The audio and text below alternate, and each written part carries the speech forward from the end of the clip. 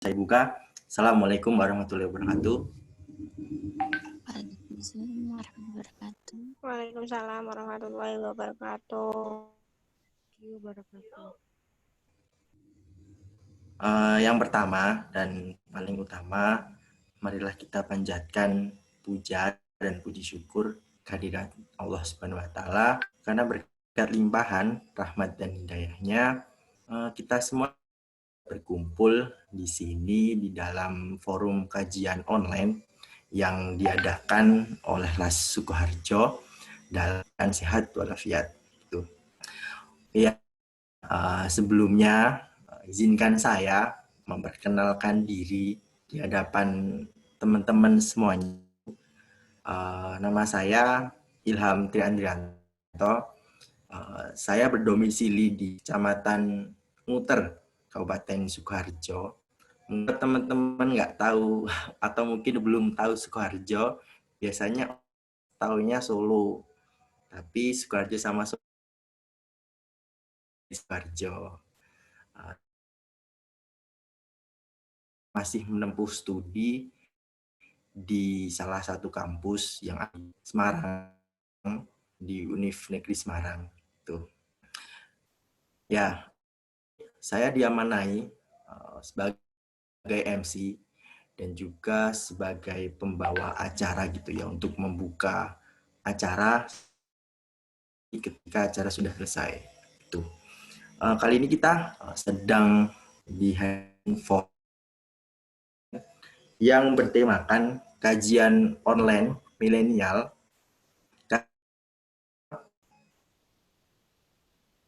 masa pandemi. Cara kita yang sangat fenomenal serta sangat handal, khususnya mungkin dalam bidang bisnis dan juga bidang kewirausahaan gitu. Dan juga nanti di dalam kajian nanti juga akan dihandle dan dimoderatori olehnya dan saya bacakan setelah ini. Gitu. Oh ya, sama sini saya informasikan pada teman-teman di Las Sukoharjo juga membuka bagi kita yang sedang tertimpa musibah banjir dan juga gempa di Pulau Sulawesi dan juga Kalimantan.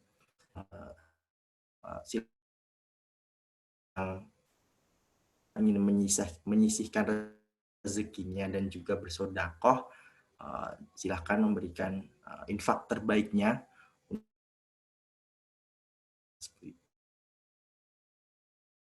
Dikirim rekening yang sudah tertera di kolom komentar. Nah, rekeningnya mungkin Mas Aan bisa, ya Mas Aan mungkin bisa buat nomor rekeningnya, Mas.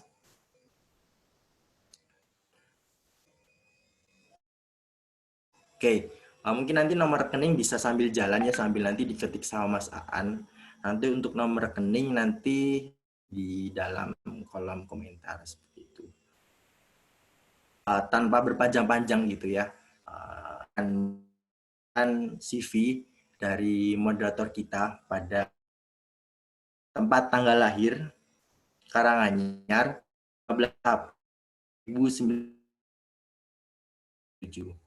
Jenis kelamin laki-laki, agama Indonesia, status single, alamat sekarang Kebon Romo, RT 2 RW 12, Gondong Manis dan Karanganyar, Surakarta, Jawa Tengah. Untuk nomor telepon mungkin bisa nyatat 2974852. Untuk emailnya 3@gmail.com. Untuk riwayat pendidikan formal di SDN Negeri 2 Gondong Manis tahun 2009 sampai tahun 2012 Karangpandan. Lalu selanjutnya untuk tahun 2012 tahun 2015 di SMK Al-Huda Karangpandan. Dan untuk tahun 2015 sampai sekarang Surakarta. Lalu untuk pendidikan riwayat tahun 2008 sampai 2009 di Gama Karangpandan Karanganyar. Untuk tahun di B. Lalu untuk kemampuan dan skill Microsoft Office Word, Excel, dan juga PowerPoint. Penguasaan bahasa, ada bahasa Indonesia aktif, bahasa Inggris pasif. Untuk pengalaman kerja, tahun 2018, Pilot Cake and Bakery, 2019 di Toyiba Mart, tahun 2019 di TC Trans Cemerlang, dan tahun 2020 ada di Las Sukoharjo. Baik, Mas Parmono SE. Mas Pram. Baik, terima kasih, Cek. Afwan, Wah, Anim.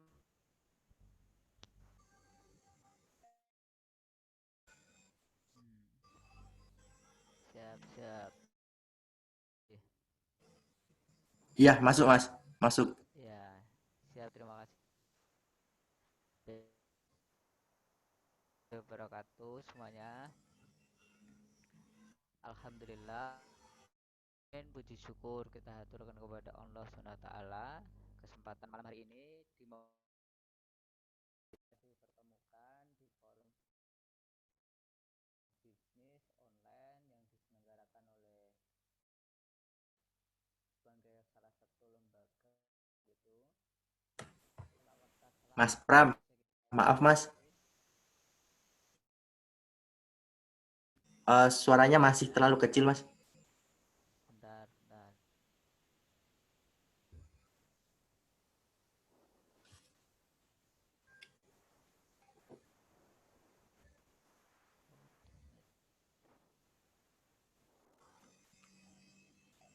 Sudah masuk suaranya Ilham?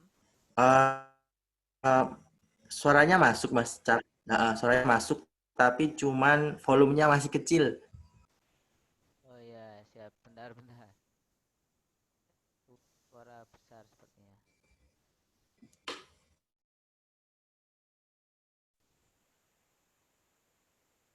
Ya, baik. Bisa saya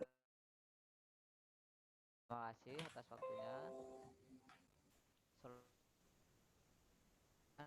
Dan kita Nabi Muhammad Sallallahu Alaihi Wasallam semua istiqomahkan untuk senantiasa menjalankan riwayat ini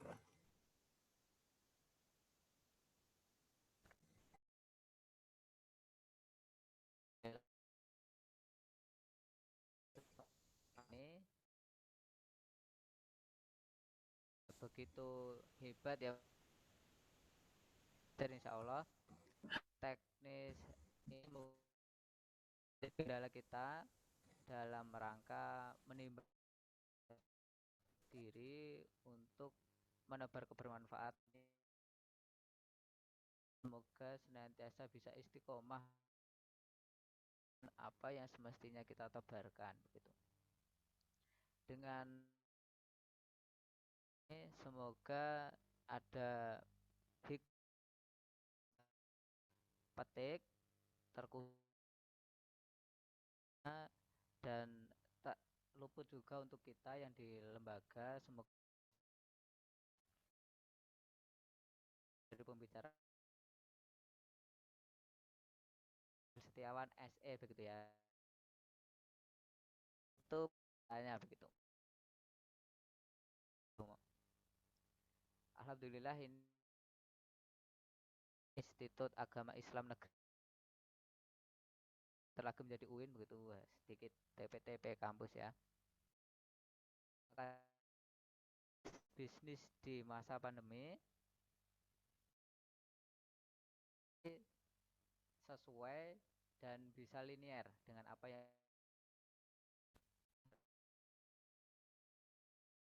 diberikan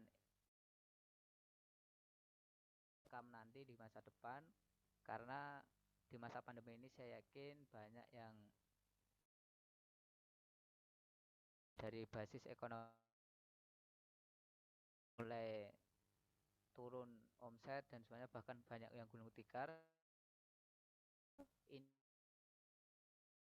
dibimbing oleh Mas Dwi Agil Setiawan. Namun 21 tak kita sangka, negara kita, bangsa ini diterpa bencana yang ada sekitar anak yang terjadi di Indonesia. Salah satu yang menjadi publik negara ini adalah yang di Sulawesi, Manado, dan juga di Kalimantan, Sumedang, itu secara materi dan juga banyak begitu. Kita semoga apa yang kita ikhtiarkan hari ini bisa meringankan beban kita, saudara-saudara kita yang ada di sana. Melalui lembaga apapun, lembaga yang kita hari ini adalah lembaga LAS Sukoharjo. Untuk menggerakkan rezeki kita, salah satunya adalah ke korban. Begitu. Disamai oleh Mas Dwi Agil Setiawan.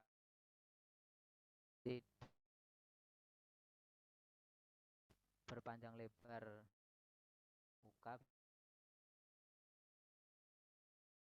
sudah bergabung bersama kita.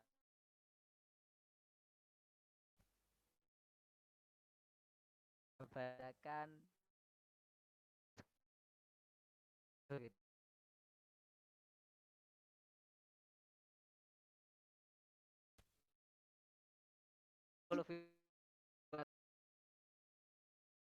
di SDN Banyu Biru 4 Widodaren, MTS Muhammadiyah Tempur Rejo Ngawi, MA Muhammadiyah Tempur Rejo Ngawi, IAIN Surakarta.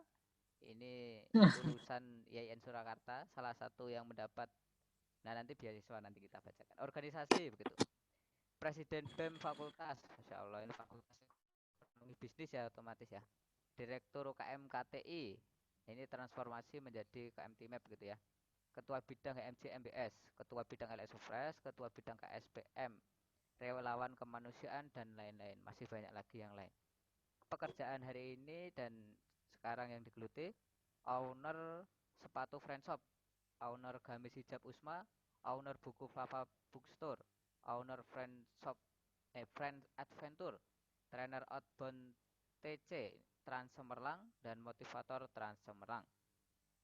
Saya bacakan prestasinya. Masya Allah, juara 1 Kewirausahaan Nasional tahun 2017 Cipayung Plus. Saya kira mahasiswa tidak asing dengan Cipayung Plus ini. Juara 3 Debat Nasional Ekonomi Islam tahun 2016. Juara 3 Video Ekonomi Islam tingkat Jawa Tengah 2014. Penerima beasiswa Bank Indonesia tahun 2016. Penerima beasiswa Lazis Jateng selama 5 tahun. Penerima bantuan penelitian skripsi dari Basnas 2017. 5 besar Business Challenge dan 10 besar paper simposium temu ilmiah nasional FOSE. Begitu. Ini untuk teman-teman yang ingin tahu lebih dalam, saya kasih kontaknya ya. Kontaknya di Facebook ada Agil spasi Setiawan. Di Instagram ada agil.setiawan_. Sekali lagi yang di Instagram agil.setiawan_. Nah, setelah ini nanti tambah followernya 300 nanti, Pak. WA, kontak WA ya. Ada di 0857 3022 9700. Begitu. Untuk data diri saya kira sudah beristri, jadi saya langsung serahkan kepada beliau. Ini waktu sudah malam. Sepenuhnya Pak Agil, saya persilakan, monggo. Baik.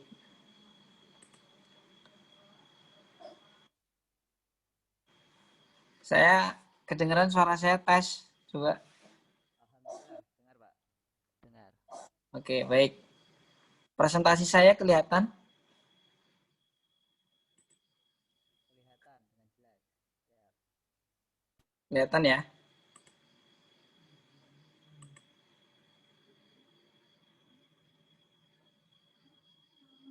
Oke, baik. Bismillahirrahmanirrahim. Assalamualaikum warahmatullahi wabarakatuh. Allah. Waalaikumsalam. Alhamdulillahirrabbilalamin. Salatu wassalamu ala asrofil anbiya'i wal mursalin wa ala alihi washabihi ajmain amma ba'du. Tiada ungkapan suci dan indah selain rasa syukur atas kehadirat Allah Ta'ala. Hari ini kita bisa bertemu dan berjumpa di keadaan yang sehat dan insya Allah nanti akan dimudahkan dan banyak kebaikan. Salawat serta salam semoga selalu senantiasa tercurah limpahkan kepada kita, Nabi besar, Nabi agung, Nabi Muhammad Sallallahu Alaihi Wasallam, sebaik-baik pemimpin, sesempurna teladan. Semoga kita bisa menjalankan apa yang menjadi perintahnya sampai yaumul kiamah nanti. Amin. Baik, cek suara. Kalau kedengar bilang coba di pesan atau di suara. Cek, dengar suara saya?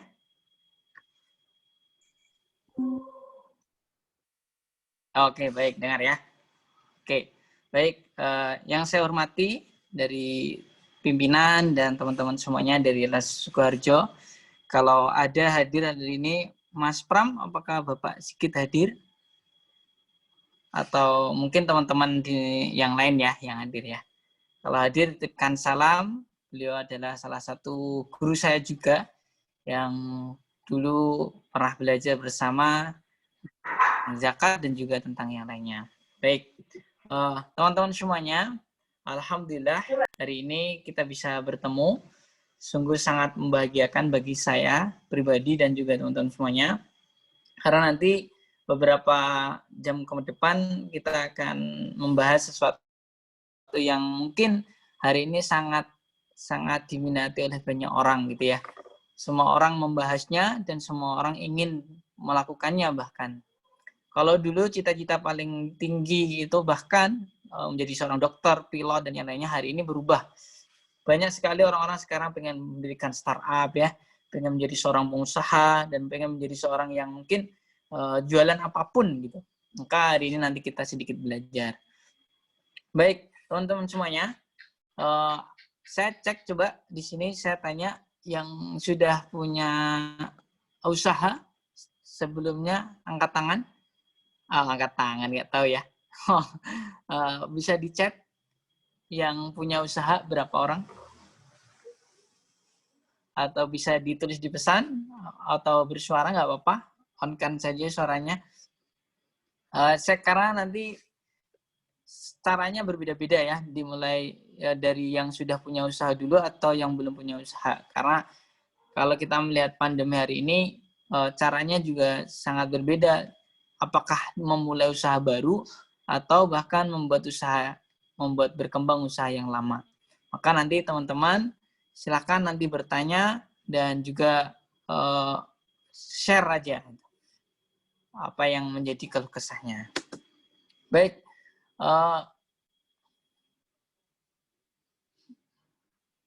nah pertama saya ingin kenalan dulu biar lebih kenal ya, lebih dekat, karena kalau nggak kenal nanti maka siapa tahu nggak bisa, atau kita ketemu di jalan dan bisa menyapa Ria, atau mungkin bisa share informasi atau diskusi di lain tempat selain ini, setelah ini. Nama saya Agil Setiawan, alhamdulillah saya tinggal di Sragen, saya asli Ngawi. Ada yang dari Ngawi atau nggak ada ya, di Sukoharjo lasnya. Alhamdulillah Allah anugerahkan istri orang Sragen, maka insya Allah tinggalnya di Sragen dan setiap hari di Sragen. Untuk nomor itu tadi ada keliru, nomor saya sudah ganti, itu yang ada di layar ya. IG saya bisa dikepoin atau bisa nanti belajar bersama di Agil Setiawan _ Alhamdulillah Allah menganugerahkan usaha dan pekerjaan saya, Honor Friendsor, Rumah Flava, dan yang lainnya, Jawab Semua dan yang lainnya. Baik, untuk memulai sebuah usaha teman-teman semuanya, izinkan jangan memulai dulu apa yang ingin dibuat, tapi dimulai dari mindset. Karena mindset inilah yang menentukan ke depan kita seperti apa dan bahkan ke depan kita mau ngapain. Karena sekali lagi mohon maaf, 90 bahkan 85% banyak penelitian mengatakan kehidupan kita berubah itu karena mindset kita terhadap sesuatu. Tak bawah sadar kita mengira atau menginginkan seperti apa nih tentang hidup, tentang mental kita. Maka yang kita pelajari pertama tentang usaha bukan kita mau bikin apa dulu, tapi mindset kita kenapa kita mau berwirausaha. Nah, ini akan sedikit saya jelaskan kenapa sih kita hari ini harus berwirausaha. Minimal kita tahu apa yang menjadi landasan kita untuk berwirausaha ke depan. Nah, perlu teman-teman semuanya tahu, jumlah pengangguran Indonesia sekarang bertambah 2 juta atau menjadi 9,77 juta. Itu pasca pandemi ya tahun 2019. Dan bahkan terus akan meningkat. Dan anehnya teman-teman semuanya, dari 9,77 juta itu adalah yang paling banyak ibaratnya yang penganggurannya itu dari lulusan SMK, SMA, dan S1. Bukan orang-orang yang mohon maaf tidak terbelajar, tapi dari orang-orang yang pernah belajar SMK, SMA, dan S1. Karena kenapa? Karena angkatan kerja kita terlalu tinggi, ada sekitar 7 jutaan. Dan 2 jutanya hanya orang-orang yang mohon maaf tidak belajar. Dan orang yang berpendidikan malah menjadi angka pengangguran yang sangat tinggi, yaitu 9,77 juta. Jangan harap dan jangan kita pikirkan kita menyumbang satu di antara 9,77 juta ya. Kita lulus dari SMA, SMK, SMA, ataupun kuliah, kita masuk dalam angka 9,77 juta. Itu pun kalau seandainya kita sudah lulus hari ini, maka perlu kita siapkan dengan baik apa yang mungkin nanti bisa kita siapkan. Next, orang tua, ini tips yang kedua, bukan tips ya, ini landasan yang kedua. Orang tua tidak mengerti persaingan. Yang ia tahu tamat kuliah, tamat sekolah, sama dengan sukses. Nyatanya tidak sukses. Sukses bukan tanggung jawab kampus, tapi dirimu dan kita semuanya. Jadi, Bapak Ibu kita, saudara-saudara kita, taunya kalau kita sekolah, kalau kita kuliah, sama dengan sukses. Ya, kita bisa nyari uang, bisa nyari kebahagiaan, bisa bikin rumah, bikin apapun itu. Padahal kita kalau hari ini kuliah atau sekolah, apa yang bisa kita raih nih? Apa yang bisa kita lakukan selama ini? Padahal belum sama sekali nih di kata sukses itu. Entah itu dengan harta ataupun yang lainnya. Maka orang tua memahaminya gitu. Orang tua tidak tahu persaingan di luar. Apakah anaknya seperti ini? Tidak. Tapi yang ditahu adalah kuliah atau sekolah sama dengan sukses. Maka ini menjadi poin yang penting buat kita untuk kita refleksi pada diri kita. Nah, tidak terasa waktu kita semakin tua. Kita tidak menyangka dulu SMA berapa tahun sih, 3 tahun cepat banget, kemudian sekarang sudah kuliah, atau kemarin baru lulus sekarang sudah kerja, atau kemarin sudah kerja sekarang sudah menikah. Maka waktu itu terasa cepat sekali. Maka kalau seandainya kita tidak sadar dari sekarang, kalau tidak paham dari sekarang, maka nanti akan memahaminya akan lama, memahaminya akan semakin tua. Maka beruntunglah kita hari ini yang sudah hadir dan sudah tahu ada kebaikan dan ada hal yang nanti akan kita ceritakan bersama-sama. Pasangan hidup di masa depan sudah menunggu, yang terlihat maupun yang masih di langit. Nah, ini bagi teman-teman yang jomblo, mohon maaf nih MC yang ganteng ya. Mau tidak mau kita tuh harus menyiapkan pernikahan ya. Dan tidak sedikit biaya pernikahan itu, dan bahkan memerlukan hal-hal yang membutuhkan banyak. Tentang salah satunya adalah harta. Maka nanti kita harus siapkan. Tidak hanya, aku pengen nikah karena cinta saja. Iya, cinta bagus, benar banget. Tapi cinta juga diimbangi dengan apa yang kamu bisa kasihkan kepada orang yang kamu cintai gitu ya. Baik. Nah, tentu kita juga mempunyai harapan indah di masa depan. Seringkali kita melamun dan bahkan berpikir, besok kita beli mobil ya, bisa keliling dunia atau keliling Indonesia, atau bahkan jalan-jalan atau liburan setiap pekan gitu. Tapi kita nggak pernah tahu nih apa yang bisa kita lakukan hari ini tentang usaha dan bahkan keuangan kita. Ada hal lucu dari Pak Mario Teguh nih teman-teman. Pak Mario, ada orang yang bertanya, Pak Mario, ciri-ciri cewek enggak materi itu gimana? Tidak ada di nadinya. Maksudnya kita sebagai laki-laki harus mampu memberikan hal yang baik untuk seorang istri kita atau untuk seorang cewek yang nanti kita jadi pernikahan ya. Jadi ini hanya lelucon tapi sangat dalam gitu. Maka rata-rata memang banyak, mohon maaf ya, perempuan-perempuan yang seperti itu gitu. Karena itu sudah takdir dan bahkan sudah hal yang begitu lumrah. Maka kita sebagai laki-laki harus sadar bahwa itu tuh bukan kekurangan, tapi itu hal yang terjadi di semua wanita gitu. Next, nah ini inflasi terus bertambah. Zaman dulu 500 perak itu bisa beli makanan ya, bisa beli. Saya dulu pernah merasakan 500 perak itu uang saku di SD, bisa beli minuman, makanan, tepo itu ya, tahu kupat dan yang lainnya. Tapi sekarang 500 itu nggak bisa buat apa-apa. Buat ke toilet atau kamar mandi pun kurang gitu. Buat parkir pun juga nggak bisa gitu. Masih diminta 1.500 ya. Maka nilai uang semakin turun gitu. Kebutuhan setiap hari terus meningkat. Sementara gaji atau penghasilan tetap. Maka perlu nanti kita siapkan hal-hal yang mungkin bisa membuat bertambah nilai-nilai kita. Nah, ini yang terjadi sekarang ini nih. Akal semakin pendek ketika ekonomi menekan. Teman-teman pasti memahami ya beberapa isu-isu bulanan atau tahun-tahun kemarin bahwa pandemi ini sangat begitu luar biasa dan banyak kita tuh banyak jadi pos ronda atau bahkan banyak yang jaga-jaga dan yang lainnya karena itu akal semakin pendek ketika ekonomi menekan. Banyak yang tidak mampu bertahan ekonominya dimutasi dari pekerjaan, dipecat dan yang lainnya, maka akalnya semakin pendek, akan banyak pencurian dan perampokan dan yang lainnya. Maka kemarin kita sibuk untuk berdagang dan begadang dan kemudian kita menjaga lingkungan. Karena yang terjadi adalah akal semakin pendek ketika ekonomi menekan. Nah, ini yang paling penting teman-teman semuanya.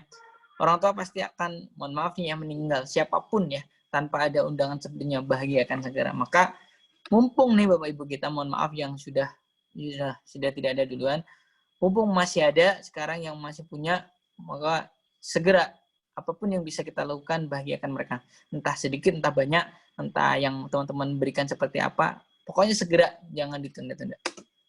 Nah, kita belajar dari surat Al-Quran. Mungkin di sini ada yang non atau semua Islam, alhamdulillah. Kita belajar dari Al-Hujurat ayat 15. Disebutkan ada kata-kata wajahadu bi amwalihim wa anfusihim fisabilillah. Al-Quran itu unik teman-teman semuanya. Al-Quran itu tidak pernah salah. Al-Quran itu penempatannya pasti pas. Yaitu setiap kata yang dahulu pasti itu diutamakan. Contohnya gini, Al-Quran itu tidak pernah menulis Allah dan Rasul kebalik. Di dalam Al-Quran nggak pernah ditulis Rasul dan Allah. Pasti Allah dan Rasul. Karena apa? Yang utama itu di depan. Maka dalam ayat ini juga disebutkan harta dan jiwa. Maka ketika kita berjuang di jalan Allah, berjuang itu tidak hanya perang ya, tetapi dengan dakwah, dengan Islam, dengan membantu orang yatim tadi, membantu pandemi atau membantu kebutuhan kita yang terjadi gempa di Sumatera dan Kalimantan. Yang pertama adalah harta dulu. Harta itu ya entah keuangan kita dan yang lainnya, dan jiwa. Jiwa itu baru diri kita dan bahkan doa-doa kita. Maka di dalam Al-Quran sendiri, wa'amwalihim wa'anfusihim fisabilillah itu yang paling utama, yang diutamakan bukan doa kita, bukan diri kita, tapi harta kita dulu.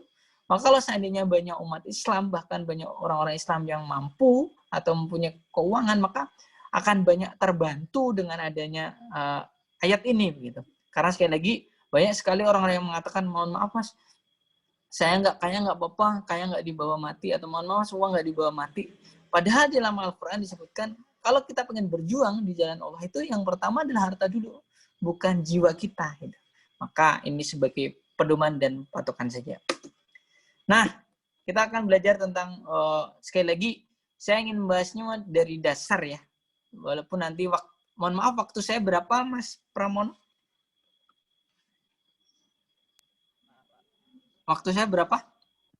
90 menit, tapi monggo disesuaikan jenengan mawon. Yang penting tidak jamal. Berapa? Sekitar 1,5 jam. Oh ya, nanti Siap. Baik. Saya ingin memulai dari mitos-mitos kenapa kita nggak bisa berwirausaha. Yang pertama ini, pasti kita tuh sering banget, mas saya nggak bisa berwirausaha mas, karena satu, karena bapak ibu saya nggak seorang pengusaha atau saya nggak punya keturunan seorang pengusaha. Padahal nggak semua pengusaha itu bapak ibunya harus jadi pengusaha. Maka mitos-mitos ini harus kita pahami sebagai dasar untuk kita berusaha. Jangan menyalahkan saya nggak laku jualan karena saya nggak punya bakat untuk jualan, atau saya nggak bisa jualan karena bapak ibu saya seorang petani atau seorang PNS atau seorang TNI atau polisi atau bahkan wali kota, gubernur dan yang lainnya. Enggak, semua orang berhak, semua orang bisa itu. Tanpa melihat keturunannya, entah dia itu seorang pedagang atau bahkan Chinese pun, tidak semua Chinese, mohon maaf nih ya, orang Chinese itu enggak semuanya bisa jualan, dan orang-orang Jawa tidak semuanya jadi kuli gitu. Semua ada caranya, ada tekniknya, dan bahkan kita bisa pelajari. Yang kedua, pendidikan. Enggak harus yang jualan itu harus lulusan kuliah, enggak. Yang jualan itu enggak harus lulusan S2, S3 enggak, apalagi SMA enggak. Semuanya berhak. Banyak sekali orang-orang yang lulus bahkan di S1 bahkan hanya jadi seorang karyawan atau S2 jadi karyawan. Tapi banyak sekali SMA yang sudah SMA kemudian bangun toko, bangun produk dan yang lainnya, besar omsetnya dan yang lainnya. Maka jangan minder tentang pendidikan. Yang terpenting belajar dulu aja. Karena pendidikan di Indonesia itu hanya formalitas gitu, strata saja gitu. Tapi kalau ilmu, nah itu yang penting gitu. Maka belajarlah, yang penting bukan pendidikannya, bukan strata pendidikannya. Hoki atau keberuntungan yang ketiga. Nah seringkali nih, aku nggak punya hoki, mas saya nggak punya passion, mas saya nggak punya arah ke situ. Maka nggak ada seperti itu. Jualan itu ya hanya salah satu cara kita untuk mendapatkannya, ya belajar gitu. Nggak ada kata hoki dan bahkan keberuntungan. Dan yang keempat, nasib atau takdir. Nggak ada nasib kita yang ditentukan, oh kamu lahir nih, Agil, kamu lahir di dunia, kamu nggak bisa jualan. Nggak ada gitu. Adanya ya kamu Agil lahir di dunia dengan laki-laki, jodohmu ini, matimu ini gitu. Pasti Allah menuliskan gitu. Nggak ada, oh kamu lahir seperti ini, nggak bisa jualan. Nggak. Maka ikhtiar kita lah yang bisa mengubah takdir. Bahkan takdir bisa dirubah dengan cara-cara kita kalau kita mau belajar. Sio atau zodiak, bahkan hari lahir atau jam lahir, jenis kelamin, usia, tidak punya modal, kesehatan atau fisik. Maka hal inilah yang nanti kita pecahkan bersama-sama supaya tidak ada mitos-mitos kembali bahwa saya nggak bisa jualan karena ini. Maka nanti kita belajar bersama-sama. Nah, saya ingin kenalan dulu nih ya usaha-usaha saya. Bukan pamer tapi riak supaya teman-teman bisa termotivasi. Sekali lagi bukan niatnya apapun tapi termotivasi aja. Kebetulan pernah masuk koran, saya di sepatu, saya masuk koran Dewa Pos di dalam kolom pengusaha pemuda, dan di buku saya di Flava Bookstore atau Rumah Flava Indonesia sudah masuk di Radar Solo dalam kolom Inspirasi Pemuda. Alhamdulillah dua-duanya sudah masuk koran. Nah, ini saya ingin sedikit memamerkan sedikit, bukan pamer ya, tapi inspirasi aja mungkin teman-teman paham. Saya itu jualan bisa, kalau sekarang masih online ya, doakan semoga punya gudang, punya tempat, punya besar, punya rezeki yang bisa menambah modal. Alhamdulillah, ini usaha di Lazada, teman-teman tahu ya, nanti kalau pengen belajar online dan yang lain, hubungi saya, nanti saya akan ajari semaksimal mungkin. Ini 1 bulan pendapatan tokomu bisa dilihat ada sekitar 18 jutaan. Itu di Lazada Next ya. Nah, ini di Shopee. Kalau teman-teman tahu ya pasti semua orang sekarang di Lazada, Shopee dan yang lainnya. Karena sekarang nanti kenapa kita harus belajar online dan kenapa kita harus online gitu. Maka nanti akan saya jelaskan. Ada sekitar satu bulan sekitar ini 110 juta dan yang lainnya. Nah, ini di buku saya alhamdulillah bulan kemarin ini agak sekitar 48 jutaan ya, bisa dilihat. Ini bukan pamer tapi inspirasi saja, semoga teman-teman mau berkenan untuk jualan nanti. Ini di Jabusma dan yang lainnya. Nah, kita akan belajar tentang ini. Abraham Maslow menulis sebuah teori psikologi tentang kebutuhan manusia. Kalau kita seringnya kalau di psikologi segitiga Maslow namanya. Nah, gini teman-teman semuanya. Pandemi ini semuanya berubah. Pandemi ini semua kehidupan, mohon maaf nih ya, kehidupan kebutuhan berubah. Tidak seperti dulu, tidak seperti ketika normal gitu. Maka kita bahasnya new normal. Maka kita harus menyesuaikan nih sebagai seorang yang mau berwirausaha atau yang sudah punya usaha, harus menyesuaikan diri apa yang terjadi di keadaan masyarakat itu yang terjadi. Kalau kita bisa menyesuaikan, maka kita akan bisa bersaing. Tapi kalau tidak, kita bisa lihat banyak pengusaha-pengusaha yang gulung tikar ataupun yang bangkrut ataupun pabrik-pabrik yang tutup. Karena apa? Karena tidak bisa menyesuaikan diri. Maka yang paling utama ini kita bahas tentang psikologi seorang manusia itu untuk mencari atau memenuhi kebutuhannya. Abraham Maslow melihat ada 5 rentetan. Maka kita belajarnya hari ini teman-teman cuma 3 hal yang dipenuhi oleh masyarakat di Indonesia. Pun itu ketiganya itu sangat dasar sekali. Yang pertama ini. Yang pertama paling bawah teman-teman ini bisa lihat warna biru adalah psikologi net atau kebutuhan mendasar. Kebutuhan mendasar. Hari ini rata-rata orang itu membelinya kebutuhannya hanya kebutuhan mendasar, yaitu lauk, makan, kebutuhan sandang, pangan, ataupun hal-hal yang terjadi di kebutuhan aja untuk bisa hidup dan bisa untuk makan.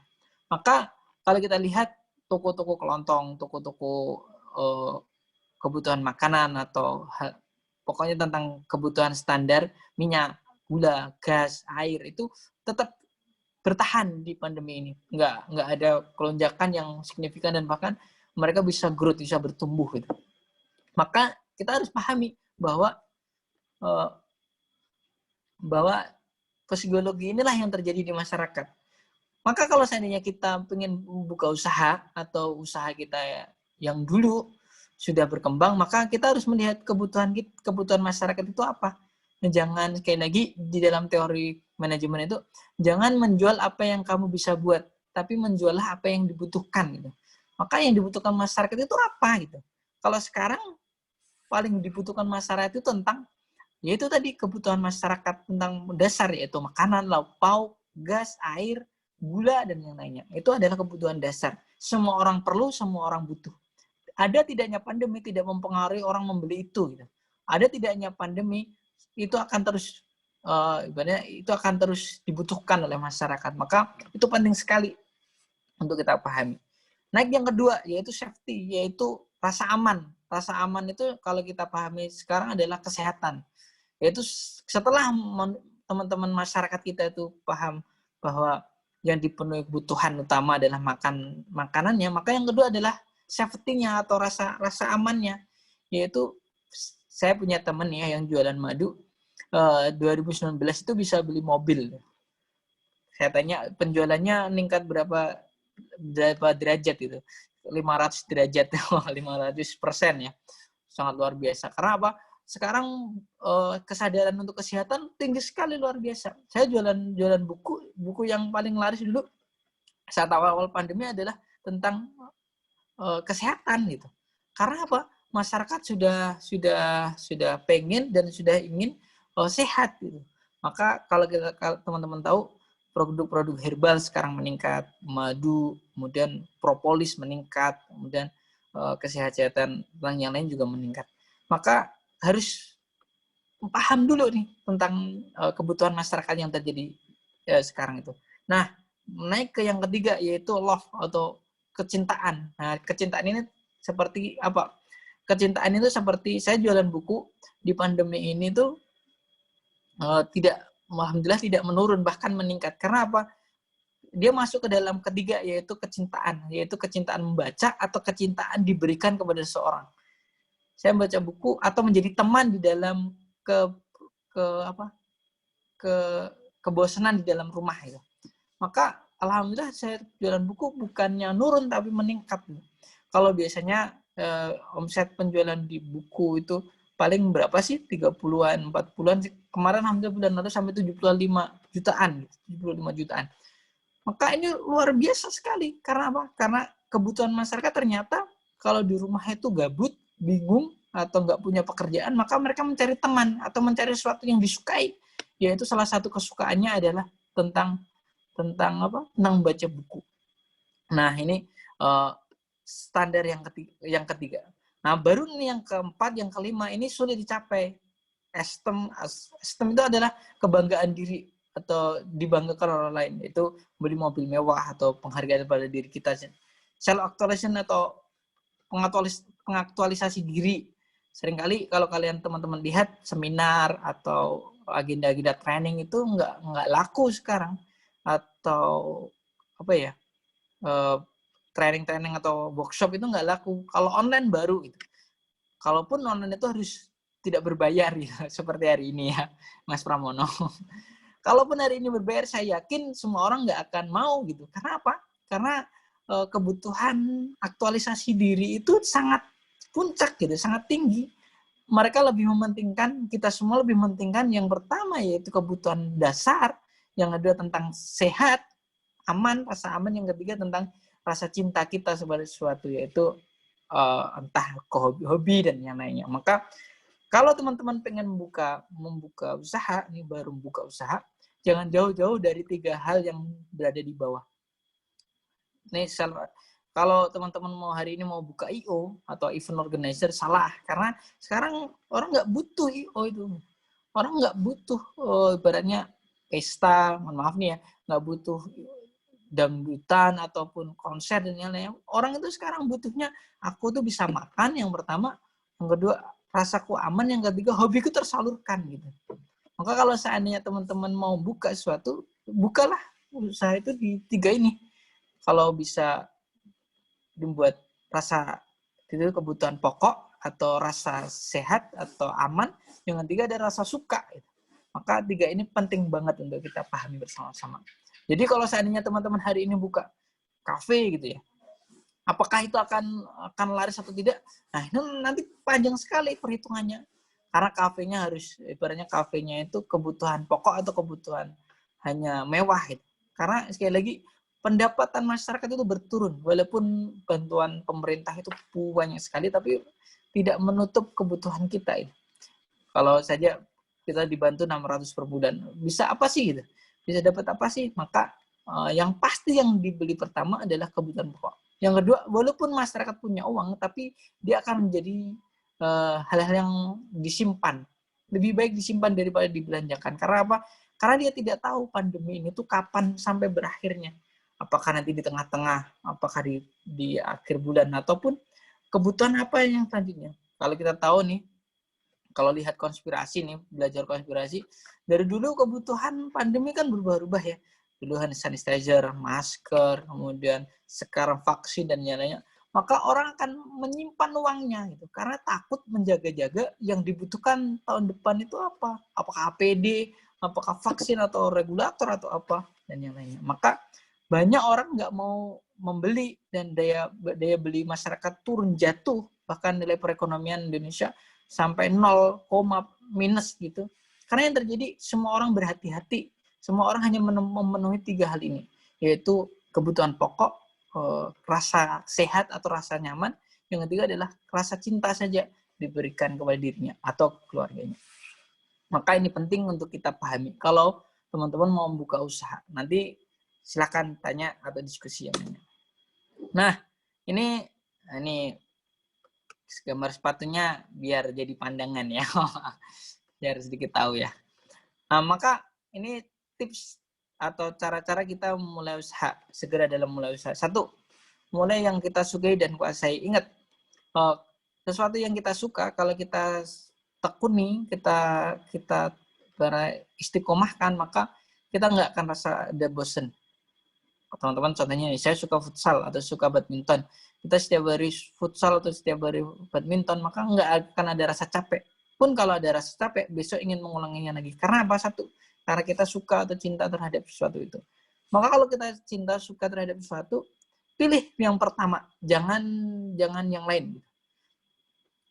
Kalau kita sudah suka, contohnya kita suka elektronik, maka ya yang dijual jangan jauh-jauh dari elektronik. Maka HP, laptop, kemudian sound ataupun apa. Kalau kita suka membaca, yang kalau mau jualan jangan jauh-jauh dari apa yang kita suka itu. Maka kesukaan itulah yang membuat nanti kita bisa bertahan. Tapi selain disukai, tapi juga dikuasai. Kalau kita suka saja tapi tidak menguasainya, sama saja gitu. Maka kalau seandainya kita suka, maka kuasailah apa yang kita suka itu. Biar nanti kalau kita pengen belajar atau pengen berusaha atau membuka usaha, kita bisa dan bahkan tidak kena tipu. Seringkali banyak orang-orang yang kena tipu karena investasi ataupun hanya bayar ke karyawan dari yang lainnya, maka yang terjadi tidak paham atau bahkan mereka tidak mengerti apa yang dilakukan oleh teman-teman karyawannya seperti apa. Yang kedua, kalau sudah kita suka terhadap sesuatu, memulainya terhadap sesuatu, seperti saya contohnya, saya suka fashion, saya suka ibaratnya pakaian atau fashion, maka saya usaha sepatu. Karena apa? Ya minimal kalau nggak laku saya pakai sendiri gitu. Dulu niatnya gitu. Kalau nggak laku atau kalau nggak payu, maka sepatunya saya bisa pakai sendiri. Kalaupun nggak laku lagi, saya pakai dan kemudian dilihat orang dan orang itu akan suka, tertarik karena saya pakai gitu. Maka saya mulai dari hal yang suka. Yang kedua, saya suka membaca buku atau bacaan-bacaan. Maka saya buka usaha dulunya cuma ingin menambah wawasan tentang buku saja, tapi alhamdulillah sudah bisa buka buku dan yang lainnya. Yang ketiga, adik saya suka fashion juga. Adik saya suka bikin jilbab atau beli jilbab bahkan setiap minggu dan yang lainnya. Saya tawari dulu, kalau seandainya kamu beli terus tapi nggak pernah ibaratnya hanya beli dan bahkan kamu nggak bisa request, kenapa kamu nggak bikin sendiri? Kalau seandainya kamu bikin dan kamu bisa pakai dan orang tertarik, maka akan ada tambahan keuangan untukmu. Gitu. Maka bikinlah usaha tentang baju dan yang lainnya. Saya suka mendaki juga, maka bikin usaha tentang rental pendakian dan yang lainnya. Maka yang dimulai adalah dari yang kita sukai dulu. Baru nanti kita belajar tentang teknik-teknik bagaimana menguasainya. Gitu. Kalau kita sudah suka, belajar sampai bahkan 12 jam, 1 jam, 1 hari, 3 jam, 1 hari. Itu tidak akan terasa berat. Sekali lagi, kalau kita sukai sesuatu itu, maka jangan jauh-jauh dari itu. Sukai dan kuasai. Yang kedua adalah, kalau bisa cari teman sevisi. Nah, saya banyak mendengar cerita-cerita dari teman, sahabat, dan yang lainnya. Banyak sekali kalau usaha itu pasti berhenti ketika tidak punya teman atau bahkan dikhianati teman. Maka teman-teman kalau seandainya pengen buka usaha, cari teman yang sevisi. Entah itu visi organisasi, visi hidup, ataupun yang lainnya. Jangan berbisnis sama pacar. Ingat, berbisnis dengan pacar itu kalau hubungannya rusak, maka bisnisnya juga akan rusak. Sebel saja kalian nggak akan semangat untuk jualan. Atau marah saja kalian nggak akan semangat. Pun berbisnis dengan hal-hal yang kalau nggak kalian percaya, maka kalian akan tidak mengembangkan usaha, tapi bahkan suuzon terus kepada teman-temannya. Entah nih uangnya dibawa lari lah, atau uangnya dikemanain lah, atau uangnya nanti gimana lah. Maka cari teman yang sevisi. Kenapa harus punya teman-teman semuanya untuk berusaha? Alhamdulillah di usaha saya, beberapa usaha itu saya mempunyai teman-teman yang berbeda. Ini temannya ini temannya ini temannya ini. Dan tim yang berbeda. Karena kalau kita malas nih ya, manusia kan sifatnya malas ya. Manusia itu sifatnya futur atau lemah. Maka kalau seandainya kita lemah, masih ada saudara kita, ada teman kita yang bisa semangat gitu. Yang kedua, kalau kita pengen punya ide atau punya pikiran, kita bisa rapat, bisa negosiasi, bisa ngomong bersama. Oh, aku punya ide nih Mas, aku punya ide nih Mbak. Gimana ya menurutmu? Atau aku punya inspirasi nih Mbak, kamu gimana ya gitu.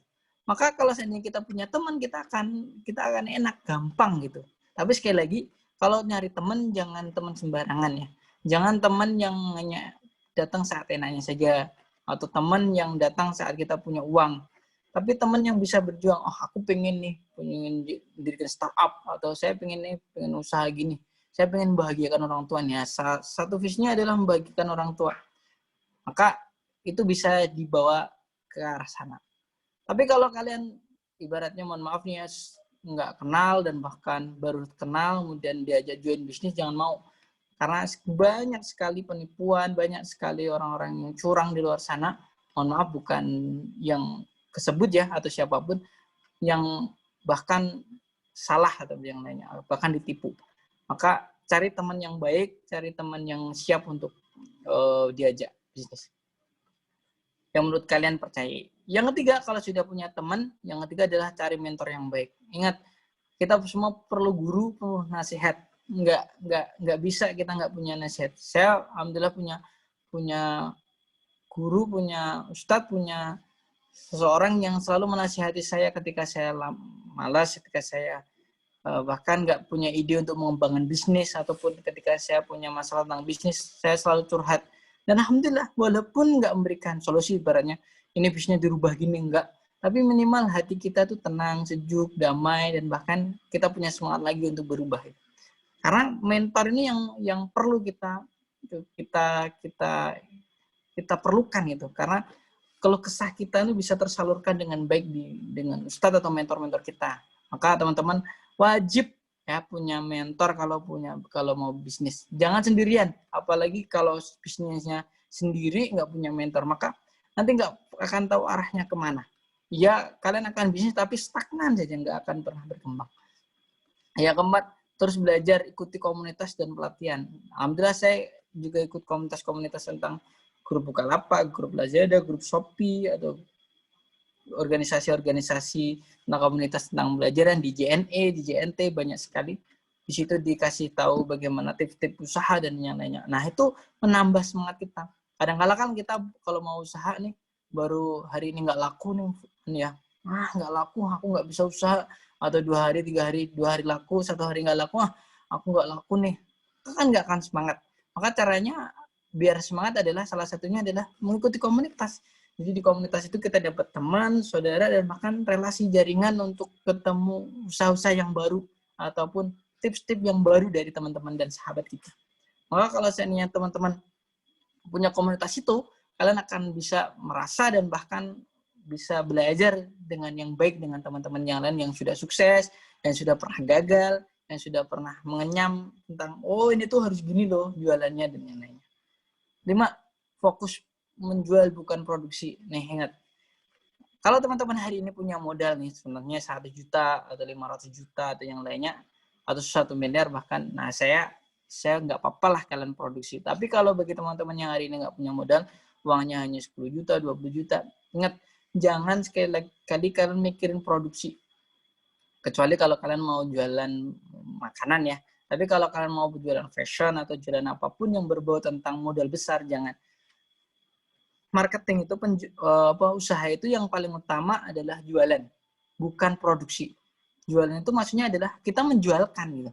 Entah apapun barangnya, entah apapun yang kita jual, tapi yang penting adalah kita menjualkan, bukan tentang memproduksi.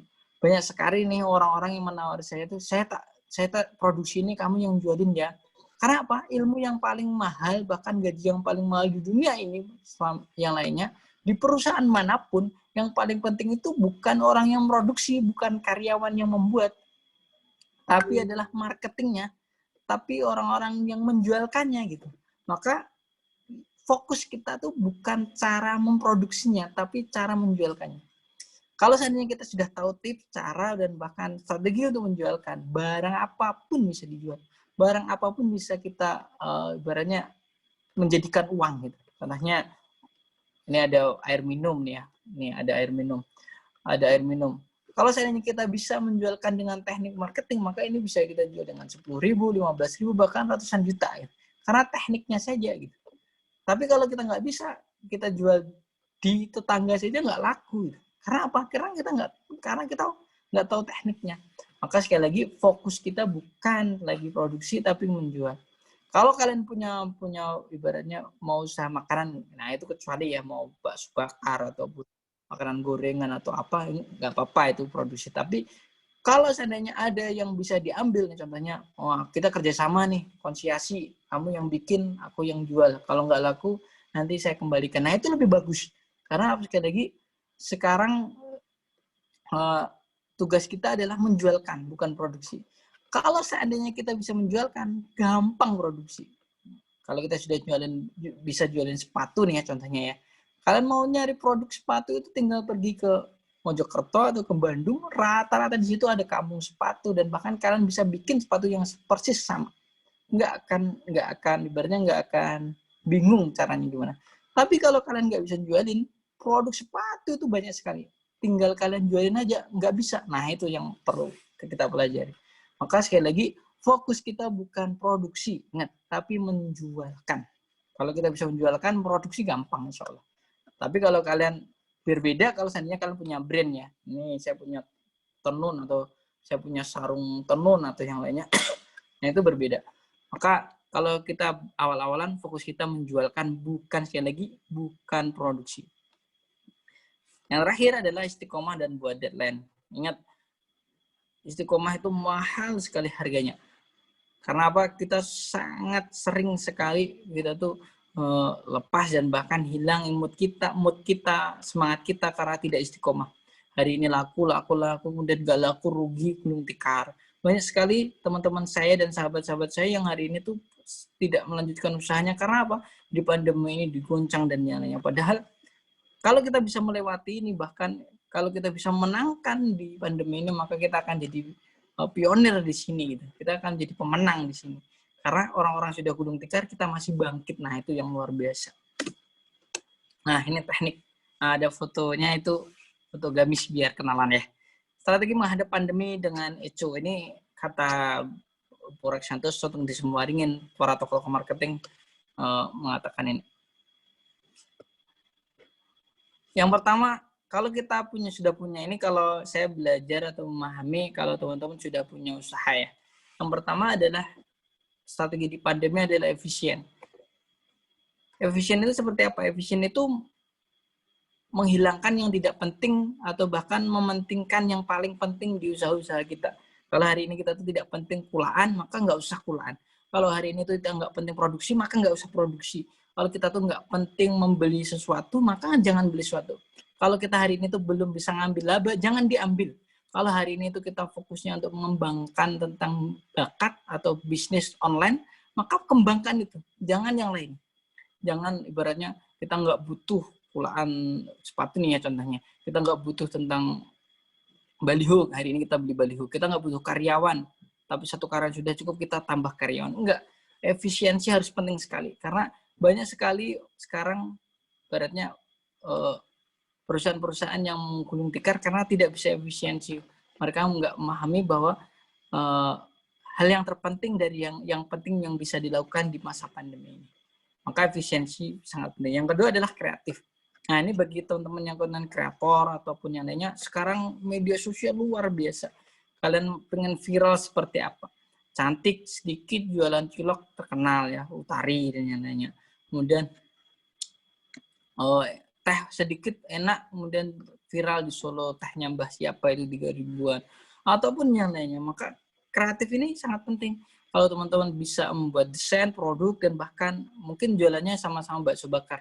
Tapi mungkin bakso bakarnya dihias dengan berbeda atau dengan cara yang berbeda, atau sama-sama jualan gamis tapi gamisnya dengan berbeda atau penawaran yang berbeda, maka kreativitas ini sangat penting. Yang ketiga adalah sehat, health. Maka sekarang semua kalau beli sesuatu pasti utamakan kesehatan. Kalau sekarang memproduksi hal-hal yang nggak sehat, maka nggak laku. Makanan-makanan yang mengandung obat-obatan nggak laku, obat-obatan kimia nggak laku. Sekarang pindah ke organik, ke herbal, dan yang lainnya.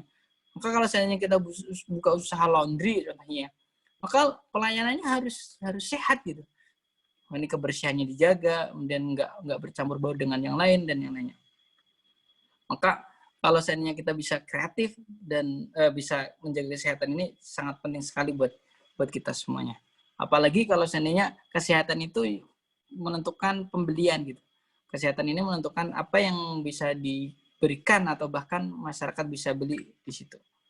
Nah, yang terakhir adalah online. Maka pandemi ini yang paling menang sekarang adalah yang menguasai online gitu. Banyak sekali, bahkan kalau kalian tahu, ada yang pernah dengar BTC, Trade Center, bahkan Clever dan yang lainnya. Sekarang semua sudah berpindah ke online. Semua sudah berpindah ke online semuanya. Kalau kalian tahu, kalau kalian pergi ke BTC, di lantai 2 itu sekarang sistem belinya tidak seperti dulu. Buka, ibaratnya datang, kemudian milah-milah produk, enggak. Tapi sekarang tuh kalian datang ada ditulis di situ mau gabung grup BA atau bahkan buka gambar kita di Instagram ini. Kalau kalian datang mau beli, hanya tinggal nunjukin di Instagram saja. Mbak, ini produk ini ada nggak di sini? Mbak, ini produk ini ready nggak di sini gitu. Maka yang terjadi sudah berubah gitu. Sudah berubah total dan nggak seperti dulu sekali. Sekarang yang online lah yang menang gitu. Online lah yang bisa menguasai. Maka kalian harus mau tidak mau kita harus berpindah ke online. Online inilah yang bisa menentukan kita bisa bersaing tidak. Bahkan semuanya gitu. Pengusaha-pengusaha besar, konglomerat semuanya berpindah. Artis-artis pun sekarang online semuanya. Kalau kalian tahu usaha-usaha artis banyak sekali online. Sekarang itu di Shopee, Lazada, Bukalapak, Tokopedia, Matahari Mall, Blibli, semuanya. Kalau dulu tuh hanya UMKM seperti saya dan teman-teman yang lain, sekarang konglomerat bahkan distributor besar itu di Klewer, di PTC, di PGS, di Solo kalau teman-teman tahu, itu semua sudah online. Maka persaingannya tidak lagi tentang persaingan tentang ibaratnya reseller atau dropship, tapi tentang dengan orang-orang yang besar. Tapi nanti kita akan belajar gimana dengan harga yang berbeda atau produknya sama, fotonya sama, tapi bisa kita menangkan. Nah, nanti itulah yang saya akan ajarkan kepada teman-teman semuanya. Next ya. Nah, teman-teman, waktu saya masih ya. Oke, baik. Nah, maka kalau kita pengen buka usaha, teman-teman semuanya harus bisa menjawab dari pertanyaan ini. Jualan harus bisa menjawab pertanyaan ini. Yang pertama, apa yang Anda jual dan bedanya apa? Kalau kalian pengen jualan sesuatu yang tahan lama nih, yang sifatnya bisa jangka panjang, jangan hanya jualin apapun gitu, apa yang kalian bisa bikin. Yang tadi yang disukai, tapi harus ada bedanya. Kalau kalian contohnya nih hari ini mau jualan buku, tapi tidak hanya buku saja yang dijualin. Kalau kalian ingin bertahan lama, kalau kalian tidak bisa punya jaringan ke pabriknya, maka caranya adalah didesain ulang, yaitu ditambah dengan bungkus kado, atau didesain dengan cara yang berbeda, atau kalian punya fit tentang buku itu dimanakan, atau kalian tambah dengan cara seperti apa. Karena sekali lagi, kalau kalian nggak ada bedanya dengan dijual, kalian laku, bener laku. Tapi tidak akan bertahan lama. Bahkan kalau ada orang itu hanya penasaran saja, oh ini produknya gini, udah selesai. Kalau kalian nggak ada bedanya, contohnya makanan. Kalau makanan yang bedanya adalah rasanya mungkin, atau kemasannya mungkin, atau bahkan perbedaannya diletak di mananya gitu. Kalau sama dengan, oh ini ciloknya sama dengan di sana, oh ini gamisnya sama dengan di sana, maka nggak akan ada bedanya. Contohnya nih ya, di gamis Jabusma, perbedaannya ada di motif. Motifnya bisa sesuai ukuran. Kalau kamu minta ukuran ini ready, bahkan LD, LB-nya bisa request dan yang lainnya. Itu salah satu perbedaan saja. Maka perbedaan yang lain masih banyak sekali. Sekali lagi, kalau kita pengen jualan, tentukan kenapa kamu menjual itu dan bedanya apa. Yang kedua, berapa harganya dan kenapa. Nah, ini sering banget kita tuh kalau kita belajar, mohon maaf nih ya, teman-teman dari Chinese, maka mereka nggak mengedepankan untung. Alibaba itu sekitar 10 tahun bahkan 15 tahun dengan Alibaba-nya itu tidak pernah mengambil untung sama sekali. Karena apa? Karena dia ingin mengembangkan bisnisnya yang besar dan kemudian diambil di kemudian hari dan dijual sahamnya. Sama dengan Amazon. Amazon itu sekitar ada yang mengatakan 20-25 tahun belum mengambil untung dan bahkan tidak pernah untung. Karena apa? Karena yang ditebankan adalah bisnisnya itu bertahan lama. Gitu. Nah, seringkali kita tuh membuat harga nih, kita jualan aqua atau jualan minuman, kita dengan harga tinggi sekali, margin kita tinggi, dan bahkan orang akan beli sekali dan selesai gitu. Padahal yang namanya marketing itu adalah yang paling penting itu bukan pembelian pertama, tapi pembelian setelah pembelian pertama gitu. Jadi continue pembelian itulah yang penting. Maka kita harus belajar bagaimana menentukan harga, HPP-nya berapa dan BEP-nya seperti apa. Jangan hanya kita jualan laptop, kemudian untungnya sekian, dan besok ada yang beli lagi, kalau kemahalan nih, kita terkenal mahal, atau kita terkenal nggak sesuai dengan produknya dan yang lainnya. Maka jangan sekali. Maka menentukan harga itu penting banget. Jangan sekali-kali kita tuh hanya mengedepankan keuntungan kita. Sekali lagi, kalau kita seperti itu, kita akan kalah. Yang kedua, kenapa kita menentukan harga? Kita lihat persaingan. Contohnya nih ya, ada tetangga yang jualin, atau toko sebelah yang jualin, atau sahabat yang jualin, sama-sama jualan skincare. Tapi orang belinya tuh kita mahal, tapi sana murah.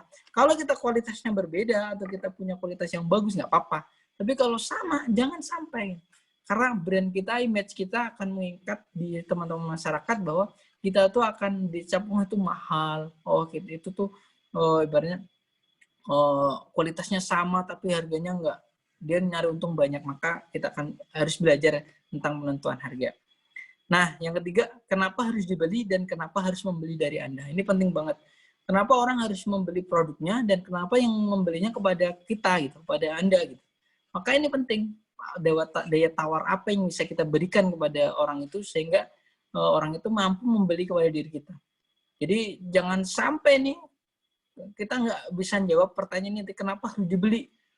Aku ngopo dadak tuku skincare-mu, aku dadak tuku lipstikmu ngopo? Ya pokoknya, kata pokok itulah yang sering kali kita dengar. Aku butuh ini tapi kita nggak bisa ngasih dan yang lainnya. Maka kenapa harus dibeli ini, harus dibeli. Oh, kamu kalau membeli ini, kamu bisa cantik, kamu bisa awet muda, atau bahkan kamu bisa terlihat indah, atau kamu bisa terlihat bisa berbeda dan yang lainnya. Atau kenapa harus membeli dari saya? Karena saya orang terpercaya, saya memberikan diskon, saya memberikan kemudian tawaran, ini cepat dikirim, pelayanan saya ramah, dan yang lainnya. Itu kan banyak sekali. Ada tips-tips yang untuk eksekusi di garis terakhir untuk menyelesaikan pembayaran. Nah, yang keempat adalah kenapa saya harus percaya Anda. Nah, ini banyak sekali proses membeli itu bukan mohon maaf nih ya, bukan kepada produknya, tapi kepada orangnya siapa. Contohnya sama-sama menjualkan ibaratnya kambing saat hari raya kurban. Kalau seandainya kita nggak dipercaya itu kepada orang, maka orang itu nggak akan beli kepada kita. Karena apa? Trust ini penting banget. Trust ini adalah yang menentukan orang itu mau beli atau tidak. Kalau seandainya kita sama-sama beli kambing, padahal harganya sama, kualitasnya sama, bentuknya sama, dan makannya juga sama-sama rumput, tapi orang beli di sebelah. Karena apa? Trust. Apakah nanti jujur, apakah nanti itu benar-benar kambing, ataukah memang akhlaknya baik. Maka membangun trust inilah yang sangat sulit. Maka kita harus bisa membangun trust ini kepada pembeli. Contohnya nih ya, kalau ada yang mau beli buku nih contohnya, Mbak, apakah ini original? Maka seringkali orang yang tanya itu seperti ini, apakah ini original? Maka kita jawab dengan biar bisa mempercayakan, oh ini original 100% Mbak. Kalau seandainya tidak original, nanti kita akan kembalikan 10 kali lipat dari uang yang Mbak beli. Itu salah satu membangun trust. Jadi kalau seandainya kita bisa membangun trust dengan konsumen baru dan bahkan konsumen lama, maka akan ada repeat order yang terjadi. Nah, seringkali kita tidak bisa membangun trust kepada klien, bahkan kepada customer kita. Yang kelima, kenapa saya harus membelinya sekarang? Nah, ini penting. Kalau kita menunda-nunda penjualan, maka yang terjadi, ibaratnya kebutuhan itu kan berubah tadi ya di awal tadi, Maslow tadi. Maka kalau seandainya kita tidak closing hari ini, maka jangan sampai kita berhenti gitu. Karena kebutuhannya berubah. Entah hari ini tuh buat beli makan, besok beli susu, atau besok bahkan beli kesehatan, madu, dan yang lainnya. Maka kalau seandainya sudah ada yang menawar atau sudah ada yang bertanya, selesaikan segera gitu. Karena kalau tidak, maka kebutuhannya akan berubah. Hari ini mungkin butuh sepatu, pengen sepatu. Kalau kita tidak selesaikan dengan tawaran yang bonus atau kata-kata tawaran tuh, contohnya gini. Ini Mbak, kalau Mbak bisa check out atau beli jam 2, nanti akan hari ini saya kirim. Nanti saya kasih diskon Mbak kalau Mbak belinya jam 2. Kalau selebih itu tidak saya kirim dan bahkan tidak dapat diskon. Mbak, kalau seandainya beli jam 2, kita dapat hadiah Mbak, nanti ada bingkisan dan yang lain. Penawaran-penawaran itulah yang harus bisa, kenapa saya harus membelinya sekarang. Karena sekali lagi, kalau seandainya kita nggak bisa menyelesaikan itu sekarang, kebutuhan akan berubah. Maka pembelian barang kita tidak akan bisa dibeli oleh orang itu. Sekali lagi, kita harus bisa menjawab 5 dari pertanyaan kenapa kita harus jualan. Karena nanti bisa didiskusikan ya. Nah ini jurus marketing. Nah, jurus marketing yang saya pahami, yang saya pelajari di kampus dan di kehidupan, ada banyak sebenarnya, tapi mungkin hanya ini yang bisa kita bahas nanti ya, karena waktu dan yang lainnya ya. Nanti bisa share dan diskusi di tempat lain. Yang pertama adalah ciptakan penawaran yang menarik. Ciptakan penawaran yang menarik itu seandainya kalau kalian pengen beli sepatu nih ya, sama-sama jual sepatu, jangan hanya ini saya jual sepatu harga, tapi enggak, jual sepatu itu ini sepatu kulit nomor 1 di Indonesia, dijamin kualitas terbaik, kalau bukan kulit uang kembali, dan bahkan kalau membeli sekarang diskonnya sampai 20%. Ataupun ini sepatu yang pernah dimiliki oleh Pak Jokowi, dengan sepatu ini Pak Jokowi memimpin rapat dan yang lainnya. Maka penawaran itu yang terbaik, jangan sampai penawaran itu ibaratnya saya jualan sepatu, udah selesai. Maka nggak ada yang tertarik gitu. Saya pengen jualan buku, bukunya apa? Bukunya Pulang atau tentang kamu. Nah terus nggak tertarik. Tapi kalau seandainya Mbak, kalau Mbak mau beli buku Pulang dan tentang kamu hari ini, maka Mbak akan dapatkan diskon 20%. Padahal biasanya cuma 10%, Mbak. Yang kedua, nanti ada gratis ongkir buat kamu. Dan bayarnya bisa COD loh, Mbak. Dan bisa dikirim hari ini juga. Maka kata-kata yang menarik itulah yang membuat orang akan berpikir berulang kali. Seperti seorang perempuan yang melihat diskon di supermarket dan di mall. Mereka tidak akan betah melihat itu dan ingin menghampirinya. Karena apa? Itulah yang membuat, ibaratnya, yang daya tariknya para produk itu tuh karena ada penawaran di situ. Maka penting sekali. Yang kedua adalah pilih tawarkan produk kepada orang yang tepat. Nah, ini sering kali nih, pasarnya harus jelas. Contohnya nih, saya jualan sepatu, maka pasarnya jelas, yaitu kepada orang-orang kantoran, orang-orang yang bekerja, orang-orang karyawan yang usianya sekitar umur 20 sampai 45 tahun atau 50 tahun yang kerjaannya formal. Maka pas, karena mereka membutuhkan sepatu kantor atau sepatu formal. Saya jualan buku, maka yang saya tawari adalah mahasiswa-mahasiswa. Karena apa? Karena daya tarik membacanya lebih tinggi. Kalau saya menawari buku kepada orang-orang desa, mereka nggak akan mau membeli buku walaupun mereka mampu. Karena apa? Sekali lagi, karena tidak ada market yang pas. Seperti halnya kalau teman-teman jualan rumah gitu ya, tapi dijualnya kepada seorang pemuda pengangguran, maka nggak akan mampu walaupun ada tawaran nih. Produknya bagus di pinggir jalan, kemudian di dekat rumah sakit, di dekat sekolah, harganya miring, ada diskon, ada cashback, dan lain-lain. Nggak akan mau karena pasarnya tidak pas. Maka pasarnya yang pas itulah yang penting. Gitu.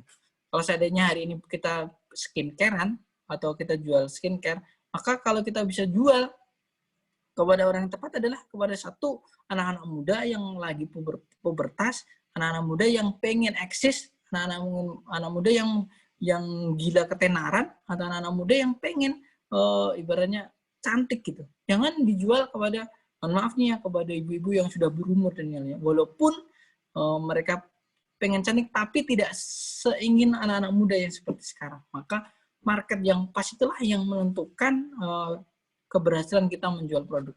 Nah, ini seringkali kita tuh, mohon maaf nih ya, salah atau bahkan memilih market ini tidak pas. Yang ketiga adalah unggulan kelebihan produk. Nah, produk dan unggulan produk itu jangan disembunyikan. Kalau seandainya kita tuh punya produk jualan buku, maka produknya unggulnya apa? Satu, unggulnya adalah original. Yang kedua, termurah se-Indonesia karena langsung dari pabrik. Kata-kata termurah se-Indonesia, termurah dari pabrik itu orang akan berpikir dua kali untuk tidak membeli. Karena apa? Sekali lagi, orang mikirnya, oh ini paling murah nih. Yang ketiga, dijamin original. Kalau tidak original, uang kembali 100% atau 10 kali lipat. Yang keempat, datang tepat waktu. Kalau tidak tepat waktu, maka akan ada biaya pengganti. Itulah yang harus kita promokan gitu. Karena sekali lagi, banyak sekali orang yang jualan produk serupa dengan kita. Kalau kita tidak punya bedanya, maka kita akan kalah dan bahkan akan ibaratnya tidak akan laku usaha-usaha kita, jualan-jualan kita. Yang keempat, pastikan caranya tepat nih. Caranya tepat tuh begini, teman-teman kalau seandainya menjual harganya bukunya atau harga bukunya 100.000, maka nggak boleh harga 90 coret atau 100.000-nya di bawah atau 90.000-nya di atas. Maka nggak bisa. Caranya adalah 100.000-nya coret, 90-nya di bawah. Nah, harga coret ini kan juga penting banget. Seringkali ini yang terjebak itu bukan, mohon maaf nih, bukan menjebak konsumen, tapi ini adalah salah satu daya tarik untuk membuat penawaran terbaik. Maka caranya tepat. Kalau seandainya kita tuh mau jualan produk di grup, contohnya di grup WhatsApp, kita mau jualan sama-sama buku, kita posting di grup Cedet, kita posting ada yang mau jualan buku pulang atau beli buku pulang. Sama kalau seandainya kita chat secara pribadi, Assalamualaikum Ibu, selamat siang, semoga dalam keadaan sehat. Ada kabarnya gimana Ibu? Apakah bisa kita ngobrol sebentar? Atau dengan cara-cara yang lebih indah, maka caranya tepat, maka pembelian itu akan bisa. Tapi kalau seandainya enggak, maka orang itu akan apa nih, risih dan yang lainnya. Maka perlu sekali pastikan caranya tepat untuk memulai menjualkannya. Yang kelima, ini bukan terakhir tapi masih banyak sebenarnya, tapi karena waktu dan lainnya, fokus dalam nilai bukan barang. Maksudnya gini, apa yang menjadi kelebihan, apa yang menjadi nilai dari produk itu, jangan hanya menjual barang. Contohnya sama-sama jual air minum. Jangan hanya jualin ini ada aqua harganya 500 atau 3.000 rupiah. Maka nggak akan terjadi pembelian secara menarik. Maka yang terjadi, Ibu, Bapak, kalau seandainya teman-teman tahu, aqua ini adalah produk dari terbaik minuman nomor 1 di Indonesia. ISO-nya atau bahkan air minumnya sudah nomor 1 dan diakui oleh BPOM atau halal dan yang lainnya. Yang kedua, kalau teman-teman Bapak Ibu minum ini dijamin sehat, dijamin segar, dijamin dan lainnya. Itu adalah nilai tambah. Jadi jangan hanya jualin produknya, ini contoh aja ya, tapi nilai tambah yang terjadi itu apa? Manfaat tentang hidup atau hanya saja menghabiskan bahkan membeli produk itu. Maka itu penting banget untuk kita. Nah, ini pertanyaan-pertanyaan yang mungkin nanti bisa dijawab. Masih takut berusaha, bingung mau jual apa? Jawab pertanyaan ini. Apa yang nggak bisa dijual di dunia ini? Seringkali setelah mendapatkan materi seperti ini tuh masih bingung. Mas, aku bingung nih mau jual apa? Aku nggak suka apa-apa. Aku mau cari reseller juga sulit. Aku mau jual buku tapi nggak bisa cara jualnya. Apa laku ya gitu. Maka yang terjadi, saya tanya nih, apa yang nggak bisa dijual di dunia ini? Coba bayangkan dari ujung rambut sampai ujung bawah, sampai kalian teman-teman lihat di sekitar teman-teman, ada nggak yang nggak bisa dijual? Coba teman-teman lihat. Pasti semua itu produk yang bisa dijual. Bahkan teman saja bisa dijual ya Mas Pramono ya. Siap. Oh ya, mengingatkan Pak Gil, nanti Zoom link maksimal jam 10 begitu. Mungkin setengah 10 kita bisa buka sesi tanya jawab. Oh ya, ini jam berapa ini? Masih 15 menit. Oh, yang 15 menit ya. Maka sekali lagi, kalau teman-teman masih bingung apa yang dijual di dunia ini, sadar hey bro, guys, teman-teman semuanya sadar, apa yang nggak bisa dijual gitu. Kursi nih, contohnya kursi, meja, kemudian cat, atau apapun itu bisa dijual. Dan sekarang gampang. Kalau kalian pergi ke BTC, kalau kalian pengen jadi reseller, tinggal gabung di grup WA-nya, itu ada sekian ratus bahkan ribu orang yang pengen jadi reseller. Teman-teman saya bekerja di sana jadi admin dan yang lainnya, itu membuka lowongan setiap hari. Maka jangan, saya bingung nih mau jualan apa, bro, saya tanya, apa yang nggak bisa dijual? Dari ujung rambut nih, rambut sampai bawah, sampai dalam-dalamnya dan sampai yang paling bawah, nggak ada yang nggak bisa dijual. Jadi istighfar. Tinggal tentuin fokus apa yang bisa teman-teman jual. Next. Nah, nggak punya modal Mas, gimana ya? Oke, saya kasih 10 juta hari ini, kapan kamu bisa kembangkan dan kembalikan? Pasti jawaban kita adalah, kapan ya Mas, mau jualan apa ya Mas kembali lagi. Ingat guys, bro, teman-teman semuanya, kalau kita mau usaha bukan perkara modal. Saya dulu memulai usaha di buku, di sepatu itu hanya modalkan 500.000 per bulan. Jadi saya nabung 500 per bulan, itu kumpul 2 juta, ada teman saya 8, maka saya kumpulin berdelapan itu ada 16 juta. Kita jualan, beli produk, dan kemudian kita jualkan semuanya. Dan alhamdulillah sekarang sudah sampai ratusan juta. Jadi nggak ada kata nggak punya uang. Kalau kalian teman-teman semuanya memulai usaha, bahkan dengan mohon maaf nih ya, dengan hutang, itu salah besar. Jangan sekali-kali kalian memulai usaha itu salah dari hutang. Karena kita usaha itu bukan dari plus, tapi dari minus. Yaitu minus bawah, kalau kalian tambah hutang akan menjadi minus bawah. Makanya sekali lagi kalau kalian pengen usaha, jangan hutang. Entah caranya apapun, konsiasi, dropship, reseller, dan yang lainnya, jangan sekali-kali hutang kalau mulai usaha. Kalau nggak punya modal gimana? Ya kerjasama, yang saling bekerja sama dengan teman, atau iuran, atau teman jadi uangnya, investornya saya yang jualin, bisa. Yang penting jangan mengeluh, nggak punya modal. Tenang saja. Tapi kalau kita sudah berkembang, butuh modal, nah nggak apa-apa kita hutang. Next. takut rugi Mas, gimana? Nah, teman-teman semuanya di alhamdulillah sekarang tuh ada sistem dropship dan reseller.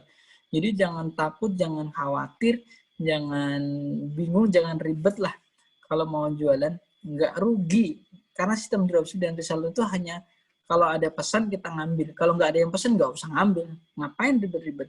Teman-teman bisa jadi reseller Jabusma, buku, dan sepatu ya Mas Pramono ya. Untuk bisa jualin kalau pengen jualan. Tapi kalau enggak ya nggak apa-apa. Cari produk yang lain juga nggak apa-apa. Ini hanya salah satu contoh saja. Nah, terakhir. Ganteng dan cantik nggak bisa jadi jaminan. Yang bisa jadi jaminan hanya sertifikat tanah dan BPKB motor. Terima kasih Mas Pramono yang ganteng. Assalamualaikum warahmatullahi wabarakatuh. Waalaikumsalam warahmatullahi wabarakatuh. Terima kasih Pak Agil atas materinya. Ini Mbak Rida ya di Strada Indonesia Kediri. Mohon maaf, kelihatannya keinginan untuk bertanya sangat besar ini Pak Agil. Belum dikasih sesi bertanya tapi sudah mengajukan pertanyaan. Tapi tidak apa-apa. Terima kasih Pak Agil atas materinya. Semoga bisa kita serap. Entah hari ini, entah nanti inspirasinya nanti ketika mau tidur atau besok pagi setelah bangun atau kapan. Tapi semoga manfaat untuk teman-teman milenial khususnya untuk berani berbisnis seperti ini. Baik, untuk teknis bertanya ya teman-teman silahkan nanti chat di ini kolom komentar chat atau bisa nanti WA atau bisa langsung raise hand begitu. Ayo Agil, ini sudah ada yang bertanya satu. Kita tampung atau langsung dijawab baiknya Pak Agil? Langsung aja langsung. Soalnya pertanyaannya kayaknya berat-berat. Iya, siap. Ini yang pertama dari Rida Kediri Pak. Ini lebih menitikan bagaimana cara tepat konsisten dengan jualan yang sudah berjalan. Karena terkadang ingin jualan yang lain tetapi belum menguasai jualan produk yang baru itu. Nah, jika ingin berjualan lebih dari satu produk, bagaimana cara mengaturnya? Terima kasih. Baik. Itu yang pertama, Pak Gil. Jadi ada tiga tips dari saya kalau pengen konsisten, kalau pengen laku lah ya, bukan konsisten. Yang pertama, kalau pengen laku usahanya, satu, manajemennya bisa dirubah. Kalau dulu manajemennya hanya gitu-gitu aja, cara promosinya itu biasa-biasa saja, dirubah. Ada daya tawar, ada tadi penarik dan yang lainnya. Maaf jatuh. Dan fokus ke nilai produk atau fokus ke hal yang bisa bermanfaat, atau cara promosinya berubah. Kalau dulu hanya beli satu, kemudian harganya sekian, dirubah beli satu gratis satu, nanti harganya dinaikkan, atau beli dua gratis satu dengan harga yang sama tapi marginnya kurang, atau beli buku 100.000 dapat 3 atau 50.000 dapat 3 dan yang lainnya, walaupun harganya sama tapi tekniknya yang berbeda. Karena kalau tidak dirubah hasilnya juga akan sama gitu. Cara yang sama dilakukan dengan hal yang sama, maka hasilnya juga akan sama, tidak akan berubah. Maka manajemennya harus berubah. Yang kedua adalah strateginya. Strateginya harus berubah. Strateginya harus berubah maksudnya kalau dulu pasarnya itu adalah ini, dirubah nih pasarnya. Contohnya ya pasarnya mahasiswa. Mahasiswa jangan mahasiswa IAIN terus, tapi mahasiswanya berubah ke UNS, UMS, dan yang lainnya. Atau ke kampus-kampus lain yang lainnya. Strateginya dirubah. Strategi pasarnya, strategi cara memahami produknya juga dirubah. Yang ketiga, kalau seandainya manajemen dirubah, tapi nggak masih laku, yang ketiga adalah ganti produknya, atau ganti perusahaannya, atau ganti pabriknya. Maka itu sudah nggak bisa dijual atau bahkan nggak bisa dilakukan. Nah, kalau kita pengen usaha baru atau pengen buka usaha baru, caranya nggak bisa kita tuh buka usaha baru kalau seandainya usaha yang lama tuh belum settle. Alhamdulillah, saya tuh awalnya buka franchise shop, sepatu settle ya, berdelapan, alhamdulillah jalan bagus. Kemudian saya buka usaha yang baru, bagus lagi, buka usaha yang baru. Nah, tapi jangan kita tinggal. Seringkali kita tuh usaha tapi meninggalin usaha yang lama. Tapi caranya adalah ingat kata-kata ini dari tokoh motivator ya. Fokus itu bukan satu hal, tapi serius dalam setiap hal. Maka kita buat fokus saja diri kita, serius saja ada diri kita kepada setiap hal. Hari ini pengen jualan ini, fokusnya ke sini. Maka fokus, serius ke jualan itu. Tetapi kalau caranya kita tuh fokusnya nggak tidak serius ke dalam setiap hal, maka kita tuh hanya jualan sepatu tapi bukunya lupa. Padahal yang penting adalah bisa menjualkan semuanya. Kalau seandainya yang laku, yang baru, yang lama nggak laku, dan bahkan dengan strategi berubah tapi nggak bisa berjalan, maka tinggalkan saja, nggak apa-apa ya. Maka sekali lagi, jangan dirubah dulu cara produknya, tapi strateginya dulu. Strateginya, pasarnya, kemudian manajemennya. Kalau seandainya nggak bisa berubah atau mentornya bisa berganti, cari mentor yang baru, komunitas yang baru. Kalau nggak bisa berubah, maka baru ganti produk dan yang lainnya. Kalau sudah berjalan ya. Tapi kalau belum, maka riset dulu, nggak apa-apa, yang baik. Nah, cara konsisten yang selanjutnya adalah teman-teman harus punya tim, sekali lagi. Karena kalau kita jualan hanya sendiri itu, jualan ya jualan, tapi untungnya paling berapa sih? Tapi kalau kita punya tim, itu akan luar biasa.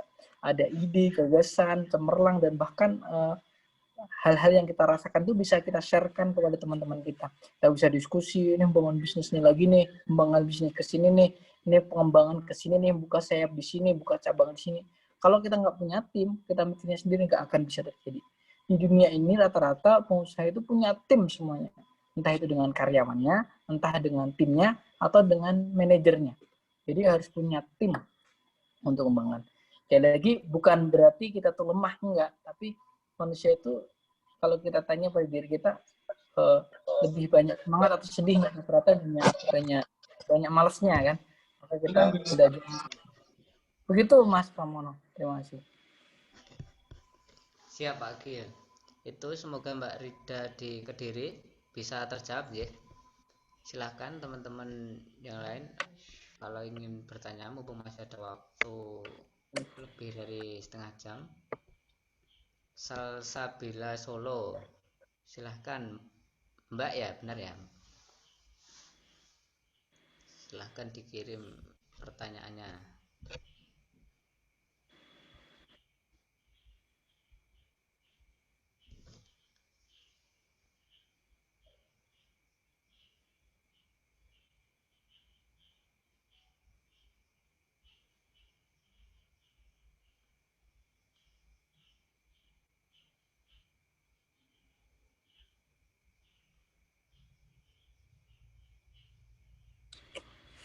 Kalau materinya terlalu cepat juga boleh tanya.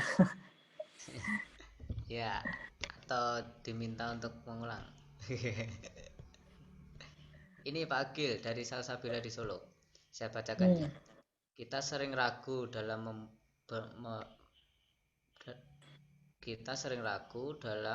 memulai bisnis. Bagaimana solusinya ya? Ini keraguan-raguan Pak di awal. Kira-kira solusinya apa ini? Nah, itu nggak hanya Mbak Salsabila ya, semua orang pasti ya mikirin, yang paling utama mikirin pasti kalau rugi gimana, kalau nggak laku gimana, kalau nanti gulung tikar gimana, kalau gitu. Kita tuh rugi sendiri, rugi pikiran, rugi waktu untuk mikirkan itu sebenarnya dari awal. Maka caranya adalah kalau kalian pengen usaha, yang paling gampang adalah cerita kepada teman atau kepada sahabat atau kepada orang tua yang tahu dan sevisi dengan kalian. Jangan cerita kepada teman curhat yang hanya bisa gosip ya. Kalau nanti gitu kalian akan digosip nih, temanku itu mau buka usaha ini nggak pas, usaha ini nggak cocok. Maka carilah teman yang pas. Cerita kepada teman yang pas dan minta nasihat. Apakah sudah cocok usaha ini, atau usaha ini sudah pas, atau usaha ini sudah bagus untuk saya gitu. Maka kalau seandainya temannya itu, kalau teman baik pasti mendukung. Kalau temannya itu ibaratnya fokus untuk memperbaiki diri kita, pasti mendukung. Nggak ada teman itu yang nggak mendukung kalau kita lebih baik. Tapi kalau usahanya buruk, yang jangan malu untuk dikritik ya, jangan malu untuk dinasihati. Karena kan mungkin orang lain bisa melihat diri kita nggak bisa melihat diri kita sendiri. Maka orang lain memberikan evaluasi dan yang lainnya. Maka caranya adalah cerita dulu kepada teman. Yang kedua, cerita dulu kepada orang yang sudah pernah usaha, biar dikasih tahu halangan, rintangan, tantangan, dan bahkan nanti ke depan itu seperti apa. Karena mereka sudah memakan asam garam lautan yang lebih lama, lebih luas, lebih paham, dan yang lainnya. Jadi kalau seandainya kita ibaratnya, mohon maaf nih ya, belum fokus kepada itu, ya tanya dulu kepada seorang yang sudah siap atau sudah pernah membuka usaha itu. Soalnya mau belajar membuka jus, maka kita belajar ke teman yang sudah pernah buka jus, marketnya berapa, tantangannya seperti apa, untungnya berapa, kemudian belajarnya belinya di mana, dan yang lainnya. Potensinya seperti apa. Maka itu bisa ditambah. Jangan cerita kepada orang yang karyawan. Kalau karyawan, kalian cerita seperti itu nggak paham. Karena serahkanlah kepada ahlinya yang penting. Artinya di situ mau buka skincare, maka cerita kepada orang yang pernah jualan online. Gimana cara jualan online gitu. Insya Allah kalau teman itu baik, pasti mendukung, nggak ada yang nggak mendukung. Tapi kalau masih ragu, nah tanyakan diri kita keraguannya di mana. Kalau ragu-ragunya tentang mau nikah dulu, ya udah nikah dulu, nggak apa-apa, usahanya belakang. Atau mau lulus kuliah dulu, ya nanti kalian cerita kepada orang-orang yang sudah mulai usaha sebelum lulus. Gitu. Jadi pasti ada solusinya, nggak ada solusinya. Jadi cerita saja. Kalaupun kalian takut untuk cerita, ya DM saja kepada orang yang kalian anggap paling bisa atau kalian anggap paling jago kalau kalian takut ketemu dan yang lainnya. Begitu Mbak, mungkin bisa jadi solusi. Terima kasih. Siap, semoga Mbak Salsabila di Solo terjawab deh. Ini ada 3 pertanyaan baru Pak Agil. Yang pertama dari Mbak Farah Solo. Itu jika jualan online mencantumkan harga atau tidak, terkadang begitu lihat harganya langsung tidak tertarik untuk membelinya. Terkait harga ini Pak, baiknya dicantumkan atau tidak? Kalau kita mau jualan online, yang paling utama jangan, kalau kita punya produk barang murah, ini fokusnya ke harga. Ya lagi, kalau kita punya produk murah, kita fokusnya ke harga. Tapi kalau kita nggak punya produk murah, jangan sekali-kali kita tampilin harganya. Karena persaingan kita besar, persaingan kita kalah. Gitu. Maka caranya adalah kalau kita kalah dengan harga. Gimana? Enggak ya? Saya lanjut ya. Kalau kita fokusnya harganya itu nggak bisa bersaing, maka fokusnya adalah satu ke fotonya. Fotonya harus lebih bagus dari foto orang yang itu. Kalau seandainya kita nggak bisa foto, maka kita gunakan desainnya lebih bagus. Caranya seperti apa nanti belajar. Yang kedua, kata-katanya, tidak hanya jualan gamis, sebenarnya gamis cantik tapi gamis syar'i yang menambah keanggunanmu untuk sholat tarawih hanya terbatas, keburuan cis di order dan yang lainnya. Nah itu kata-kata itulah yang membuat orang akan tertarik. Atau jualan gamis, promo hari ini hanya tersedia 3 sesuai dengan ukuran.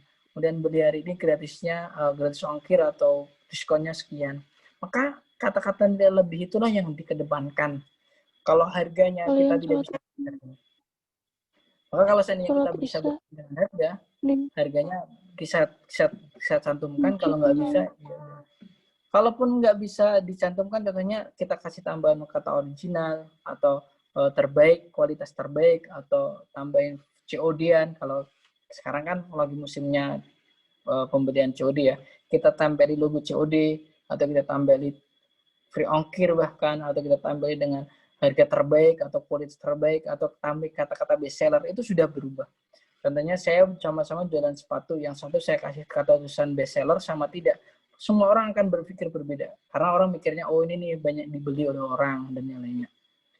Nah itulah strategi yang penting gitu. Maka setiap hari kalian evaluasi nih. Oh kemarin kita gunakan kata-kata promo terbaik atau sepatu terbaik atau kualitas terbaik, tapi nggak ada efeknya, kita berubah lagi hari ini. Oh promo di hari Rabu, pakai sepatu ini tambah ganteng hanya dengan sekian ribu, nanti akan ada potongan sekian atau cashback sekian. Itu berubah terus itu. Karena sekali lagi kalau tidak berubah caranya, maka orang akan melihatnya ini sama dengan kemarin. Apalagi kalau teman-teman jualannya hanya di WA, di status WA, atau bahkan di grup-grup WA, itu nggak akan menarik. Gitu. Apalagi sekarang status WA itu sudah seperti marketplace ya. Semua orang jualan di WA, semua orang ibaratnya di WA itu sudah nawari produk semuanya. Maka orang nggak akan simpatik kalau seandainya kita tawarannya sama beratnya sama saja. Contohnya kita sama-sama jualan aqua, jangan foto aquanya, kita mungkin tulis di situ, ada nggak di sini yang mau beli minuman bareng saya dengan minuman terbaik kualitas nomor 1 dan bisa menyegarkan jiwa dan kesehatan gitu. Itu orang itu akan ada yang mungkin tanya-tanya apa produknya, baru kita closing. Jangan hanya foto produk ceket, tersedia nih aqua, siapa yang mau, atau di order sis atau di order gan. Itu cara-cara lama yang hanya ibaratnya membaca saja males. Maka kita harus belajar tentang itu. Begitu Mbak Farah. Terima kasih. Siap, terima kasih Pak Gil. Semoga Mbak Farah terjawab ya. Ini ada selanjutnya Pak Gil dari Bu Retnolisti di Wonogiri. Mau bertanya, bagaimana cara meyakinkan diri untuk memulai usaha? Di satu sisi ingin memulai usaha, tapi di sisi lain belum siap mengalami kerugian. Terima kasih. Itu Pak Gil. Nah, Mbak Ibu Retnolisti atau Mbak Retnolisti itu manusiawi ya. Semua orang pasti pengennya laba, nggak pengen rugi. Semua orang pengennya untung, nggak pengen rugi. Jadi kita pikirkan di dalam diri kita saja, kalau seandainya kita bisnis itu tantangannya 2. Kalau untung atau untung banget gitu. Atau kaya banget, atau sukses banget. Jangan pikiran kita tuh untung atau rugi. Rugi itu yang memikirkan, siapa yang memikirkan adalah mungkin sahabat kita atau yang lainnya. Kalau semua orang mikirnya rugi, nanti nggak akan pernah ada jualan. Gitu. Siapapun ya contohnya nih, mau jualan apa, nanti kalau rugi gimana. Pasti kalau pertama mikirnya rugi, maka nggak akan bisa dapat dan bahkan nggak bisa jualan. Maka caranya mengantisipasi kerugian atau bahkan menghilangkan kata rugi itu adalah melihat potensi yang ada. Contohnya nih ya, kita sama-sama beli produk sepatu.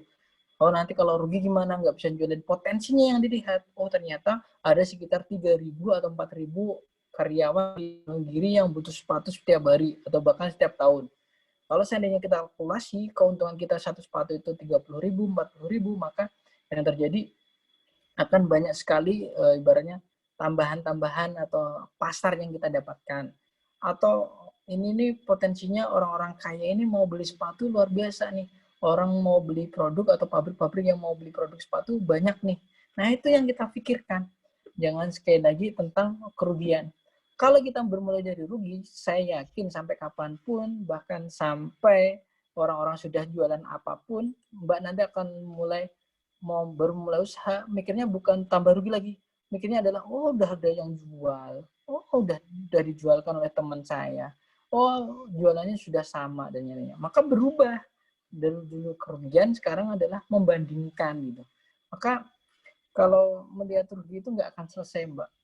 Mikirnya adalah jangan ruginya tapi potensinya. Oh kalau seandainya potensinya sekian, oh dengan keuntungan sekian, oh nanti cara jualnya sekian atau cara jualnya begini, maka yang terjadi seperti ini gitu. Mungkin begitu Mbak. Saya selama ini menganalisisnya bukan dari kerugian yang didapat, tapi potensi yang bisa kita dapat. Ke potensi apa? Contohnya sama-sama jualan bakso di depan TK atau di depan SD. Itu kan juga jualan ya, itu juga bisnis. Maka lihat potensinya aja. Oh, ada sekitar jumlahnya 1.000 anak atau 500 anak SD. Kalau setiap hari belinya 500 perak atau 1.000 perak, maka ada sekitar transaksi 500.000. Oh, nanti ada yang jual beli es, ini 50% beli es, 50% beli makanan. Dari 50% makanan itu ada yang beli makanan berat, ada yang makanan ringan. Nah, itu kan analisis nih ya. Oh, ternyata ada potensi sekitar 100.000 setiap hari orang yang mau beli bakso bakar. Karena rata-rata anak sukanya jajanan instan, enak, pedas, manis, dan yang lainnya. Maka itu potensi. Kalau saya jual ini, maka nanti ada kerugian sekian. Maka kerugiannya bisa diakomodir dengan kulkas, ditaruh kulkas, dan yang lainnya. Dan insya Allah ada cara. Kalau kita mau brand Mbak. Kalau semua orang mikirnya rugi, nggak ada yang bikin usaha Mbak, nggak ada yang mau jualan. Begitu Mbak, terima kasih. Baik, terima kasih Pak Gil. Semoga Bu Retno di Wonogiri terjawab ya Bu. Selanjutnya ada dari Mas Vicky Pak. Ini bagaimana caranya agar orang percaya dengan produk yang kita jual begitu. Saya kira Masih ada 3 penanya lain, tapi kita batasi aja ya. Begitu ya Pak Agil. Ada Nggih, sama Mas Taufik ada 2 pertanyaan sekaligus dirapel ngoten pripun Pak? Siap nggih? ya nggak apa-apa, coba Mas Topik Nah, gimana? yang dari Mas Taufik Kurniawan, izin bertanya Mas Agil. Saya ingin berjualan pakaian dengan bergabung menjadi reseller, tetapi masih bingung platform untuk menjualnya itu pakai media apa. Nah, pertanyaannya media apa yang efektif untuk berjualan bagi reseller? Tuh, terima kasih. Itu 2 pertanyaan Pak Agil. Nah, yang pertama tadi tentang apa ya? Lupa. Tentang bagaimana caranya agar orang percaya dengan produk yang kita jual. Itu bagus. Nah, baik. Kalau seandainya kepada teman sendiri, nih pada Mas yang awal nih ya, Mas Kurniawan atau Mas Taufik tadi, kepada teman sendiri maka sering kita tuh bahas sesuatu itu. Gitu. Karena kita mau jualan make up ya. Kalau seandainya pengen dipercaya kita pintar jago make up, maka sering-sering cerita kepada teman kita kalau kita tuh pandai bermake up dan tahu make up. Karena orang dipercaya itu salah satu tandanya adalah dia tuh dipercaya untuk tahu. Oh, dia tuh tahu tentang mekanik, maka orang nyari komputer lewat dia. Oh, dia tuh pintar tentang sound, maka orang nyari sound tentang dia. Oh, dia tuh pintar tentang jurnalistik, maka orang-orang mau nulis atau mau nerbitin ke dia. Maka kalau seandainya teman-teman pengen jualan make up, maka cerita saja make up itu kepada teman atau kepada seorang lain biar orang-orang itu menceritakan kepada orang lain. Tahu nggak sih kamu tuh ada make up yang baru loh. Ternyata artis-artis menggunakan make up ini. Oh, ternyata make up ini tuh bagus banget. Atau kalian buat status dengan cara mungkin 2 hari sekali atau 3 hari sekali tentang make up atau seperti apa. Nah, maka trust inilah yang didepankan. Oh, ternyata kalau ditanya, kalau dikasih tahu, oh ini tuh ada gitu. Ada trust-nya yang ditimbulkan karena apa? Kita pernah mempunyai kuasa tentang ilmunya, yang kedua kita pernah mempraktekkan. Nah, yang kedua itu praktek sendiri. Kalian buat before after atau testimoni dengan pelanggan yang lama atau pelanggan yang baru, gimana respeknya atau setelah memakai seperti apa dan lain-lainnya. Maka kunci trust itu adalah kepercayaan. Kepercayaan itu tidak hanya terhadap omongan, tapi terhadap bukti juga. Seringkali kan kalian pasti kalau mau beli sesuatu ini testimoninya seperti ini. Nanti kiriman paketnya resinnya langsung difoto ataupun cek ongkirnya sekian dari dari aplikasi ini. Maka itu yang penting banget gitu. Maka trust itu bisa dimunculkan. Bagaimana kalau pelanggan baru? Kalau pelanggan baru disebutkan trust-nya adalah jaminan produk sampai ini ya. Kalau online ya, jaminan produk sampai. Yang kedua, jaminan produk original. Kalau tidak original kembali uang 100%. Jaminan produk cepat sampai tadi. Jaminan original atau baik dan lain-lainnya. Dan jaminan sesuai dengan deskripsi produk atau yang lainnya. Karena itu yang diharapkan orang. Satu, cepat sampai. Yang kedua, produknya bagus atau asli kualitasnya. Yang ketiga, nggak membohong atau resinya cepat. Maka itu yang dibutuhkan oleh orang-orang hari ini untuk jualan online. Nah, untuk Mas Taufik, untuk jualan online sekarang, kalau pengen jualan pakaian yang paling gampang, kalau pengen mulai baru, jangan lewat marketplace dulu ya Mas Taufik ya. Kalau mau belajar nggak apa-apa. Tapi kalau pengen lihat potensi, bermainlah ke marketplace di Facebook. Satu, karena di Facebook itu masih luas, masih banyak, masih orang-orang nggak tahu. Kenapa kita jualan di Facebook? Karena persaingannya nggak ada. Ibaratnya persaingan di marketplace itu kalau kalian cari hijab gitu, ada ribuan yang tampil dan bahkan harga murah, produk dengan kualitas yang macam-macam dan kalian nggak bisa bersaing. Tapi kalau di Facebook hanya teman-teman sendiri, maka bisa seperti itu. Yang pertama itu Facebook. Yang kedua di grup-grup. Kalau kalian pengen jualan sesuatu, jangan masuk ke marketplace baru ya nih ya. Masuklah ke grup-grup WhatsApp, bikin grup WhatsApp sendiri atau grup yang lain. Saya sering kali dulu memulai usaha itu mengambil data dari grup WhatsApp tetangga. Saya tawarin, Mas, Mbak, saya mau jual ini nih. Ini setiap hari dapat info produk tentang sepatu dan yang lainnya, mau gabung nggak atau mau jadi reseller nggak kalau mau nawar reseller. Membangun grup WhatsApp sendiri untuk itu. Bahkan dulu sampai 50-an grup WhatsApp saya buat untuk membangun itu. Nah, itu bisa dibangun seperti itu. Karena sekali lagi kenapa menghindari marketplace? Karena persaingannya ketat kuat. Tapi kalau seandainya teman-teman sudah punya harga bagus, kualitas oke, jaminannya luar biasa, bergabung di situ nggak apa-apa. Caranya adalah fotonya produk kalau pengen walaupun harga produknya sama, tapi harganya berbeda, caranya adalah satu produknya itu difoto dengan sudut pandang yang berbeda. Jangan sama. Maka seringkali orang itu malas untuk memfoto lagi atau merepack kembali. Itu penjualannya tidak akan meningkat. Kalau ada sama-sama hijab, sama-sama dari produknya Robani, sama-sama lah sebenarnya. Kemudian dipakai, cari model yang lebih cantik, cari fotografer yang lebih cerah atau yang lebih bagus, cari yang lebih menarik dan yang lainnya. Di fotonya itu berbeda, maka keterangannya akan ditambah.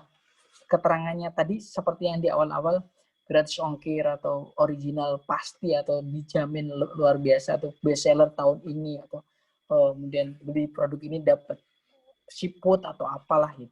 Itu kan cara-cara kita saja, banyak sekali cara-cara yang lain. Maka kalau seandainya kita bisa seperti itu, baru bertambah nanti ke bahkan ke mall ya, toko-toko dan yang lainnya. Sekali lagi, fokus hari ini kita jangan ke fokus yang menambah biaya. Jangan sewa toko ya. Sewa toko itu berat ya. Sekarang alhamdulillah hari ini saya nggak sewa toko saja bisa mengalahkan yang ada di toko-toko ya. Karena apa? Nggak perlu sewa toko, hanya bikin rumah, pasang wifi, produknya kalau nggak punya produk ya minta produk orang lain, kalau sudah punya uang ya timbun produknya, difoto sendiri, dibuat deskripsi sendiri, dibuat konten yang menarik, tampilkan, dan selesai. Bikin pasar sendiri dengan cara apa? Menggabungin grup WhatsApp atau masuk ke Facebook grup-grup. Saya masuk grup WhatsApp, grup Facebook itu sampai sekarang ada sekitar 100-an lebih grup Facebook yang saya ikuti. Entah nanti mau jualan buku, jualan sepatu dan lainnya, itu bisa kita klik gabung dan yang lainnya atau kita tawarkan. Maka teman-teman sekali lagi jangan ibaratnya jangan takut ya untuk memulai bisnis. Karena tidak ada matinya dan bahkan tidak ada salahnya. Sekarang masih terbuka lebar teman-teman untuk memulai bisnis itu. Entah kecil apapun, jualan somai, jualan kacang, jualan cilok, jualan bakso bakar, itu juga salah satu bisnis. Yang penting teman-teman semuanya, jangan berhenti kalaupun nggak laku. Ingat, jangan berhenti kalau nggak laku. Tapi berhenti kalau saya nggak pas tentang nggak suka, nggak benar, nggak ridho nih suami atau istri nggak ridho atau bahkan orang tua nggak ridho. Nah itu baru. Jangan nggak laku, berhenti, jangan. Tapi ganti strateginya, ganti manajemennya, ganti caranya. Mungkin kalau jadinya cilok saja tapi ditambah cilok gratis apa es atau cilok beli satu gratis satu atau ciloknya pedas manis atau cilok free ongkir. Sekarang nih banyak free ongkir ya, atau datang langsung antar. Di tempat saya tuh mengalami teman-teman semuanya. Jadi ada mie ayam yang biasanya konvensional nongkrong di tempat itu saja, ada mie ayam yang antar jemput. Ngantar yang nggak jemput ya, ngantar itu luar biasa larisnya yang ngantar. Padahal produknya sama, harganya sama, rasanya sama. Karena apa? Tekniknya yang berbeda. Kalau seandainya teman-teman punya cara itu jualan bakso bakar, jualan yang kecil-kecil lah ya, yang simpel-simpel, tapi dengan cara yang online sekarang, karena semua orang butuh instan, sayur instan, kemudian pedagang instan, kemudian bahkan viral itu apa yang tahu bulat instan dan yang lainnya, semua butuh instan, Gojek, GoFood dan yang lainnya sudah ada di depan kita. Maka kita harus mampu bersaing dengan itu. Begitu teman-teman, Mas Taufik dan Mas Kurniawan, terima kasih, semoga menjawab. Terima kasih Pak Gil, dan semoga pertanyaan dua terakhir tadi bisa terjawab begitu nggih Mas Vicky dan juga Mas Taufik Kurniawan. Alhamdulillah ini kita sudah masuk di sesi akhir begitu Pak Gil, 10 menit menjelang Zoom tutup atau sesi Zoom berakhir begitu. Mungkin sebelum nanti kita closing, minta waktunya sebentar begitu ya untuk kita ambil gambar begitu Pak Gil. Karena hari-hari ini juga strategi untuk mengembangkan kan salah satunya dengan media begitu ya, dengan gambar. Minta tolong teman-teman semuanya diperkenankan untuk membuka videonya terlebih dahulu. Sebentar saja, tidak lama. Yang belum pakai kerudung bisa pakai dulu, bisa atau pesan di hijab Usma begitu. Waduh. Insyaallah. Yang belum pakai sarung, teman-teman videonya cukup sampai ke muka saja begitu. Gak pakai sarung juga nggak apa-apa sepertinya. Monggo, ini sepertinya putri semua ya. Yang putra ada siapa? Mas Taufik Kurniawan, monggo dipersilahkan. Mas Alditya, monggo dipersilahkan. Mas Aan juga dipersilahkan. Bu Retno Listi dipersilahkan, monggo. Mas Ilmam Anugrah. Mas Ilmam Anugrah silahkan. Sepertinya tidak asing ini. Silahkan. Atau mau promo sekalian? Jualan emas atau mau jualan jeruk? Siap. Silahkan dari tim yang mau men-screenshot ya. Silahkan, kita kasih senyum yang terbaik. Senyum, berbagi senyum. Kalau senyum sinergi. Taufik Kurniawan ini.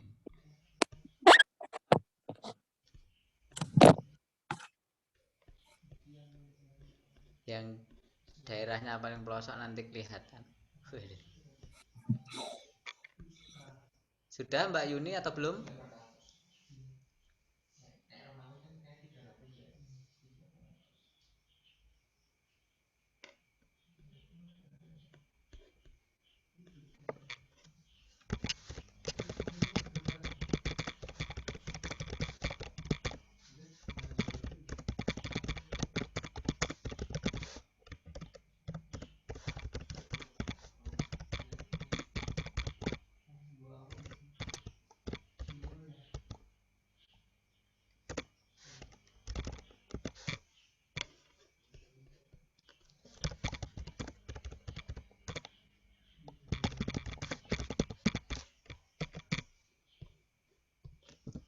Silakan Mbak Yuni.